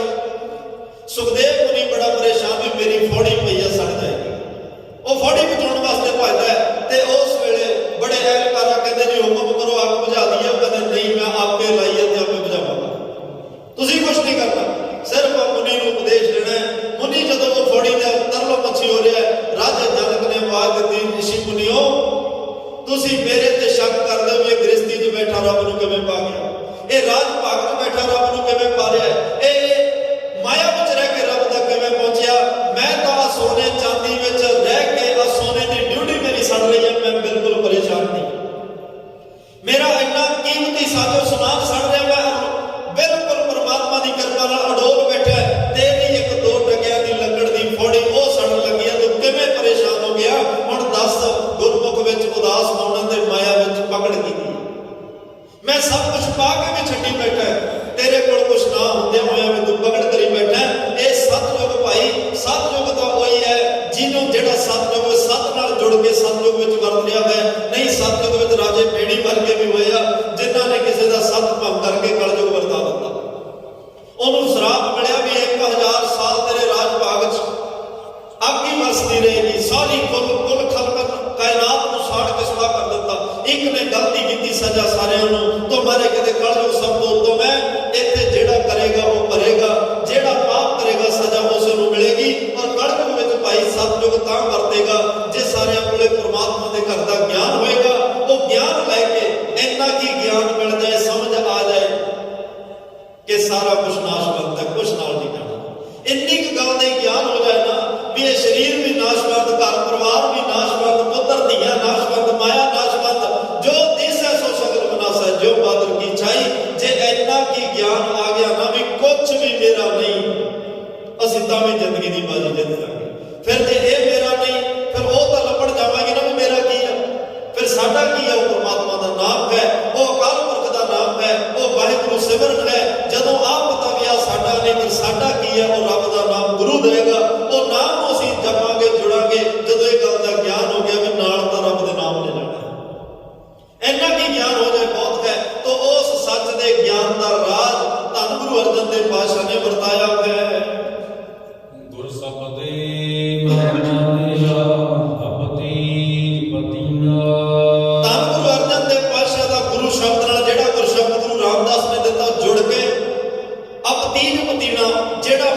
ਤੀਜਦਾ ਨਹੀਂ ਸੀ ਨਾ ਕਿਸੇ ਗੱਲ ਤੇ, ਉਹ ਪਤੀਜਣ ਲੱਗ ਪਿਆ, ਭਾਵ ਮੰਨਣ ਲੱਗ ਪਿਆ। ਮਨ ਕਈ ਗੱਲਾਂ ਮੰਨਦਾ ਨਹੀਂ ਨਾ ਹੁੰਦਾ, ਆਪਾਂ ਕਹਿੰਦੇ ਜੀ ਮੈਂ ਪਹਿਲਾਂ ਨਹੀਂ ਸੀ ਮੰਨਦਾ, ਜਦੋਂ ਦਾ ਮੈਂ ਆਪ ਵੇਖਿਆ ਉਦੋਂ ਦਾ ਮੰਨਣ ਲੱਗਿਆ। ਗੁਰ ਸ਼ਬਦ ਦੀ ਐਸੀ ਬਰਕਤ ਵਰਤੀ, ਪਿਰਥੀ ਚੰਦ ਨੇ ਲੰਗਰਾਂ ਦੇ ਰਸਤਾ ਰੋਕ ਦਿੱਤੀਆਂ, ਮਾਇਆ ਰੋਕ ਦਿੱਤੀ। ਬਾਬਾ ਸੱਤਾ ਬਲਵੰਡ ਨੂੰ ਆਪਣੇ ਵੱਸ ਚ ਕਰ ਲਿਆ ਕਿ ਗੁਰੂ ਅਰਜਨ ਦੇਵ ਪਾਤਸ਼ਾਹ ਤੋਂ ਤੁਸੀਂ ਮਾਇਆ ਮੰਗੋ, ਕੀਰਤਨੀ ਕਰਨਾ ਤੁਸੀਂ ਮੇਰੇ ਘਰ ਚ ਕਰ ਲਓ, ਉਹ ਤੋਂ ਮਾਇਆ ਮੰਗੋ, ਕਿਉਂਕਿ ਮਾਇਆ ਮੈਂ ਰੋਕੀ ਉਹ ਦੇ ਨਹੀਂ ਸਕਦਾ, ਤੁਸੀਂ ਛੱਡ ਕੇ ਮੇਰੇ ਘਰ ਚ। ਤੇ ਸੱਤਾ ਬਲਵੰਡ ਨੇ ਕਿਹਾ ਪਾਤਸ਼ਾਹ ਆਪਣੇ ਸਿੱਖਾਂ ਨੂੰ ਕਹੋ ਸਾਨੂੰ ਇੱਕ ਇੱਕ ਟੱਕਾ ਉਹ ਕੀਰਤਨ ਕਰਦੇ ਨੂੰ ਰੱਖਣ। ਦੇਖੋ ਮਾਇਆ, ਜਦੋਂ ਮਾਇਆ ਦਾ ਪੜਦਾ ਪੈਂਦਾ, ਜਦੋਂ ਮਾਇਆ ਪ੍ਰਭਾਵ ਪਾਉਂਦੀ ਹੈ, ਗੁਰੂ ਅਰਜਨ ਦੇਵ ਪਾਤਸ਼ਾਹ ਨੇ ਅਗਲੇ ਦਿਨ 4.5 ਟਕੇ ਰੱਖ ਦਿੱਤੇ। ਉਹ ਕਹਿੰਦੇ ਜੀ 4.5 ਕਿਉਂ? ਕਹਿੰਦੇ 1 ਟਕਾ ਧੰਨ ਗੁਰੂ ਨਾਨਕ ਦੇਵ ਪਾਤਸ਼ਾਹ ਦਾ, ਦੂਸਰਾ ਟਕਾ ਗੁਰੂ ਅੰਗਦ ਸਾਹਿਬ ਪਾਤਸ਼ਾਹ ਦਾ, ਤੀਸਰਾ ਗੁਰੂ ਅਮਰਦਾਸ ਤੇ ਚੌਥਾ ਗੁਰੂ ਰਾਮਦਾਸ ਦਾ, ਕਿਉਂਕਿ ਇਹ ਸਾਰੇ ਆਪਣੇ ਆਪ ਵਿੱਚ ਪੂਰਨ ਸਮਰੱਥ ਗੁਰੂ ਵੀ ਤੇ ਗੁਰਸਿੱਖ ਵੀ ਹੋਏ ਆ। ਅੱਧਾ ਟਕਾ ਮੇਰਾ ਕਿਉਂਕਿ ਮੈਂ ਹਜੇ ਪੂਰਨ ਗੁਰਸਿੱਖ ਨਹੀਂ ਬਣਿਆ, ਮੈਂ ਪਾਪੀ ਹਾਂ, ਮੈਂ ਗੁਨਹਗਾਰ, ਮੈਂ ਅਪਰਾਧੀ, ਮੈਂ ਹਜੇ ਅੱਧਾ ਗੁਰੂ ਅਰਜਨ ਸਾਹਿਬ ਕਹਿ ਰਿਹਾ, ਅੱਧਾ ਟਕਾ ਮੇਰਾ ਕਿਉਂਕਿ ਮੈਂ ਹਜੇ ਅੱਧ ਅਧੂਰਾ ਕਬੀਰ ਅਜੇ ਸੋ ਨਾਉ ਸਮੁੰਦਰ ਮੈਂ ਕਿਆ ਕੋਈ ਕਹਿਦਾ ਨਾ, ਕੋਈ ਪਤਾ ਨਹੀਂ ਕੀ ਹੋਣਾ, ਇਹ ਅੱਧਾ ਟਕਾ ਮੇਰਾ। ਐਡੀ ਨਿਮਰਤਾ ਦੀ ਗੱਲ ਬਾਬਾ ਸੱਤਾ ਬਲਵੰਡ ਨੂੰ ਕਿਹਾ, ਪਰਮਾਤਮਾ ਦਾ ਰੱਬ ਦਾ ਵਾਸਤਾ ਇਹ ਮੇਰੀ ਕਰਕੇ ਇਸ ਘਰ ਨੂੰ ਨਾ ਛੱਡੋ, ਗੁਰੂ ਨਾਨਕ ਕਰਕੇ ਇਸ ਘਰ ਨਾਲ ਜੁੜੇ ਰਹੋ। ਉਹ ਗੁਰੂ ਨਾਨਕ ਐਡਾ ਦੀਨ ਦਿਆਲ ਪਤਤ ਪਾਵਨ ਸਤਿਗੁਰੂ ਹੈ, ਤਾਂ ਕਿਹੜੇ ਟਕਿਆਂ ਦੀ ਗੱਲ ਕਰਦੇ ਹੋ, ਤੁਹਾਡੇ ਲੋਕ ਪਰਲੋਕ ਦੇ ਸੁਖ ਝੋਲੇ ਚ ਪਾ ਦੇ, ਉਹਦੀ ਉਸਤਤੀ ਉਹਦੀ ਕੀਰਤੀ ਵਿੱਚ ਜੁੜੇ ਰਹੋ। ਤੋਂ ਕਹਿੰਦੇ ਨੇ ਗੁਰ ਸ਼ਬਦ ਦੇ ਮਨ ਮਾਨਿਆ ਤੀਜ ਪਤੀਣਾ, ਗੁਰੂ ਸ਼ਬਦ ਦੀ ਬਰਕਤ ਨੂੰ ਵੇਖ ਕੇ ਧੰਨ ਗੁਰੂ ਅਰਜਨ ਦੇਵ ਪਾਤਸ਼ਾਹ ਦਾ ਜਿਹੜਾ ਮਨ ਹੈ ਉਹ ਪੂਰਨ ਰੂਪ ਵਿੱਚ ਗੁਰੂ ਸ਼ਬਦ ਔਰ ਪਰਮਾਤਮਾ ਨਾਲ ਜੁੜ ਚੁੱਕਿਆ ਹੈ। ਗੁਰੂ ਨਾਨਕ ਸਤਿ ਸਾਧ ਸਤਿਗੁਰ ਸੰਗ ਲੀਨਾ। ਧੰਨ ਗੁਰੂ ਨਾਨਕ ਸਾਹਿਬ ਨੇ ਜਿਹੜੀ ਸੱਚ ਦੀ ਨੀਂਹ ਰੱਖੀ, ਉਹ ਧੰਨ ਗੁਰੂ ਅਰਜਨ ਦੇਵ ਪਾਤਸ਼ਾਹ ਦੇ ਵਿੱਚ ਉਹ ਅੰਗ ਸੰਗ ਹੋ ਗਏ, ਉਹਦੇ ਵਿੱਚ ਲੀਨ ਹੋ ਗਏ ਨੇ। ਜਿਸ ਗੁਰੂ ਨਾਨਕ ਨੇ ਸੱਚ ਦਾ ਰਾਹ ਤੋਰਿਆ, ਨਾਨਕ ਨਿਰਮਲ ਪੰਥ ਚਲਾਇਆ, ਜਿਹੜਾ ਇੱਕ ਸਿੱਖ ਧਰਮ ਸ਼ੁਰੂ ਕੀਤਾ, ਉਸ ਸਿੱਖ ਧਰਮ ਦੇ ਮਾਨੀ ਨੇ ਧੰਨ ਗੁਰੂ ਨਾਨਕ ਸਾਹਿਬ ਨੇ ਆਪਣਾ ਆਪ ਗੁਰੂ ਅਰਜਨ ਦੇਵ ਪਾਤਸ਼ਾਹ ਵਿੱਚ ਲੀਨ ਕਰ ਲਿਆ ਹੈ। ਗੁਰੂ ਅਰਜਨ ਘਰ ਗੁਰੂ ਰਾਮਦਾਸ ਪਰੰਪਰ ਬੀਨਾ। ਧੰਨ ਗੁਰੂ ਰਾਮਦਾਸ ਪਾਤਸ਼ਾਹ ਦੇ ਘਰ ਵਿੱਚ ਜਿਹੜੇ ਧੰਨ ਗੁਰੂ ਅਰਜਨ ਦੇਵ ਪਾਤਸ਼ਾਹ ਗੁਰੂ ਅਰਜਨ ਪ੍ਰਤੱਖ ਪ੍ਰਗਟ ਹੋਏ ਹਨ, ਪੈਦਾ ਹੋਇਆ, ਜਿਨ੍ਹਾਂ ਦਾ ਪ੍ਰਕਾਸ਼ ਹੋਇਆ, ਅਪਰੰਪਰ ਬੀਣਾ। ਅਪਰੰਪਰ ਦਾ ਅਰਥ ਹੁੰਦਾ ਪਰੇ ਤੋਂ ਪਰੇ, ਉਹਨਾਂ ਦਾ ਜੀਵਨ, ਉਹਨਾਂ ਦੀ ਮਹਿਮਾ, ਉਹਨਾਂ ਦੀ ਵਡਿਆਈ ਪਰੇ ਤੋਂ ਪਰੇ ਹੈ, ਕੋਈ ਬਿਆਨ ਨਹੀਂ ਕਰ ਸਕਦਾ, ਉਹਨਾਂ ਦੀ ਵਡਿਆਈ ਨੂੰ ਕੋਈ ਗਾ ਨਹੀਂ ਸਕਦਾ। ਧੰਨ ਗੁਰੂ ਅਰਜਨ ਦੇਵ ਪਾਤਸ਼ਾਹ ਕਿੰਨੇ ਵਿਸ਼ਾਲ, ਕਿੰਨੇ ਦਿਆਲ, ਕਿੰਨੇ ਸਮਰੱਥ, ਕਿੰਨੀਆਂ ਰਹਿਮਤਾਂ ਦੇ ਮਾਲਕ, ਇਹ ਕੋਈ ਇਨਸਾਨ ਬਿਆਨ ਨਹੀਂ ਕਰ ਸਕਦਾ, ਕਿਉਂਕਿ ਪਰਮਾਤਮਾ ਦੇ ਸਰੂਪ ਨੇ ਉਹਨਾਂ ਦੀ ਮਹਿਮਾ ਆਗਾਹ ਬੋਧ ਗਏ, ਉਹਨਾਂ ਦੀ ਮਹਿਮਾ ਪਰੇ ਤੋਂ ਪਰੇ ਗਏ। ਉਹ ਸ਼ਾਂਤੀ ਦੇ ਪੁੰਜ ਨੇ, ਉਹ ਨਿਮਰਤਾ ਦੇ ਮੁਜਸਮੇ, ਨਿਮਰਤਾ ਦੇ ਧਾਰਨੀ ਨੇ। ਜੇ ਭਾਈ ਮੰਝ ਵਰਗਾ ਆ ਕੇ ਪੁੱਛਦਾ ਨਾ ਗੁਰੂ ਅਰਜਨ ਦੇਵ ਪਾਤਸ਼ਾਹ ਦੇ ਦਰਸ਼ਨ ਕਰਨੇ, ਉਹਨਾਂ ਦਾ ਦਰਬਾਰ ਕਿੱਧਰ ਹੈ, ਗੁਰੂ ਅਰਜਨ ਦੇਵ ਪਾਤਸ਼ਾਹ ਕਿੱਥੇ ਬਹਿਣਗੇ? ਇੱਕ ਸਿੱਖ ਲੰਬੇ ਹੱਥ ਨਾਲ ਉਂਗਲ ਕਰਕੇ ਇਸ਼ਾਰਾ ਕਰਦਾ, ਉਹ ਵੇਖ ਜਿਹੜਾ ਸਾਹਮਣੇ ਸੰਗਤਾਂ ਦੇ ਜੋੜੇ ਸਾਫ਼ ਕਰ ਰਿਹਾ, ਉਹੀ ਧੰਨ ਗੁਰੂ ਅਰਜਨ ਦੇਵ। ਉਸ ਗੁਰੂ ਦੀ ਕੀ ਵਡਿਆਈ ਅਸੀਂ ਕਰ ਸਕਦੇ ਹਾਂ, ਸਿਰਫ ਆਨੰਦ ਮਾਣ ਸਕਦੇ ਹਾਂ। ਧੰਨ ਗੁਰੂ ਅਰਜਨ ਸਾਹਿਬ ਦੀਆਂ ਮਹਿਮਾ ਅਪਾਰ ਵਡਿਆਈਆਂ ਅਪਾਰ ਨੇ, ਕਹਿਣ ਕਥਨ ਤੋਂ ਬਾਹਰ ਨੇ, ਉਹ ਬਿਆਨ ਨਹੀਂ ਹੋ ਸਕਦੀਆਂ, ਸਿਰਫ ਆਨੰਦ ਮਾਣ ਸਕਦੇ ਹਾਂ। ਧੰਨ ਗੁਰੂ ਅਰਜਨ ਸਾਹਿਬ ਗੁਰ ਸ਼ਬਦ ਨਾਲ ਜੁੜ ਕੇ ਉਹਨਾਂ ਦਾ ਮਨ ਮੰਨਿਆ, ਸੱਚ ਦਾ ਰਾਹ ਚਲਾਇਆ, ਗਿਆਨ ਦਾ ਰਾਹ ਪੈਦਾ ਕੀਤਾ। ਅਸੀਂ ਵੀ ਅੱਜ ਸੱਚ ਬੋਲ ਕੇ ਸਤਿਜੁਗੀ ਬਣੀਏ, ਸੱਚੇ ਨਾਮ ਨੂੰ ਜ਼ਿੰਦਗੀ 'ਚ ਧਾਰਨ ਕਰਕੇ ਸੱਚ ਦੇ ਪੁਜਾਰੀ ਬਣ ਕੇ ਸਤਿਜੁਗੀ ਅਸੀਂ ਅੱਜ ਵੀ ਬਣ ਸਕਦੇ ਹਾਂ। ਅੱਜ ਵੀ ਸਾਡੀ ਜ਼ਿੰਦਗੀ 'ਚ ਸਤਿਜੁਗ ਵਾਪਰ ਸਕਦਾ ਹੈ। ਕਲਯੁਗ ਉਹੀ ਹੈ ਜਦੋਂ ਪਰਮਾਤਮਾ ਨਾਲੋਂ ਵਿਛੋੜਾ, ਜਿੰਨਾ ਸਮਾਂ ਗੁਰੂ ਭੁੱਲਿਆ, ਪਰਮਾਤਮਾ ਭੁੱਲਿਆ, ਅਸੀਂ ਕਲਯੁਗ ਵਿੱਚ ਹਾਂ। ਜਿੰਨੀ ਦੇਰ ਤੱਕ ਪਰਮਾਤਮਾ ਯਾਦ, ਅਸੀਂ ਸਤਿਜੁਗ ਵਿੱਚ ਜੀ ਰਹੇ ਹਾਂ। ਇਹੀ ਗੱਲ ਦਾ ਗਿਆਨ ਆ ਜਾਏ, ਤੇ ਜਿੱਥੇ ਗਿਆਨ ਹੋਵੇ ਧਰਮ ਵੀ ਉੱਥੇ ਹੁੰਦਾ ਹੈ। ਇੰਨੀਆਂ ਬੇਨਤੀਆਂ ਪ੍ਰਵਾਨ, ਤਮਾਮ ਭੁੱਲਾਂ ਚੁੱਕਾਂ ਦੀ ਖਿਮਾ ਦਿਓ, ਸੱਜਣਾ ਅਸੀਸੜੀਆਂ ਜੋ ਹੋਵੇ। ਸਾਹਿਬ ਸੋ ਮੇਲਾ ਆਖਰੀ ਪੰਕਤੀਆਂ ਦਾ ਪਾਠ ਸਰਵਣ ਕਰਕੇ ਸਮਾਪਤੀ ਕਰੀਏ ਜੀ। ਗੁਰੂ ਨਾਨਕ ਸਤਿ ਨੀਵ ਸਾਜ ਸਤਿਗੁਰ ਸੰਗ ਲੀਨਾ। ਗੁਰੂ ਅਰਜਨ ਘਰ ਗੁਰੂ ਰਾਮਦਾਸ ਅਪਰੰਪਰ ਬੀਨਾ। ਵਾਹਿਗੁਰੂ ਜੀ ਕਾ ਖਾਲਸਾ, ਵਾਹਿਗੁਰੂ ਜੀ ਕੀ ਫਤਿਹ। ਆਨੰਦ ਸਾਹਿਬ ਰਾਮਗਲੀ ਮਹੱਲਾ ਤੀਜਾ। ਆਨੰਦ ਏਕ ਓੰਕਾਰ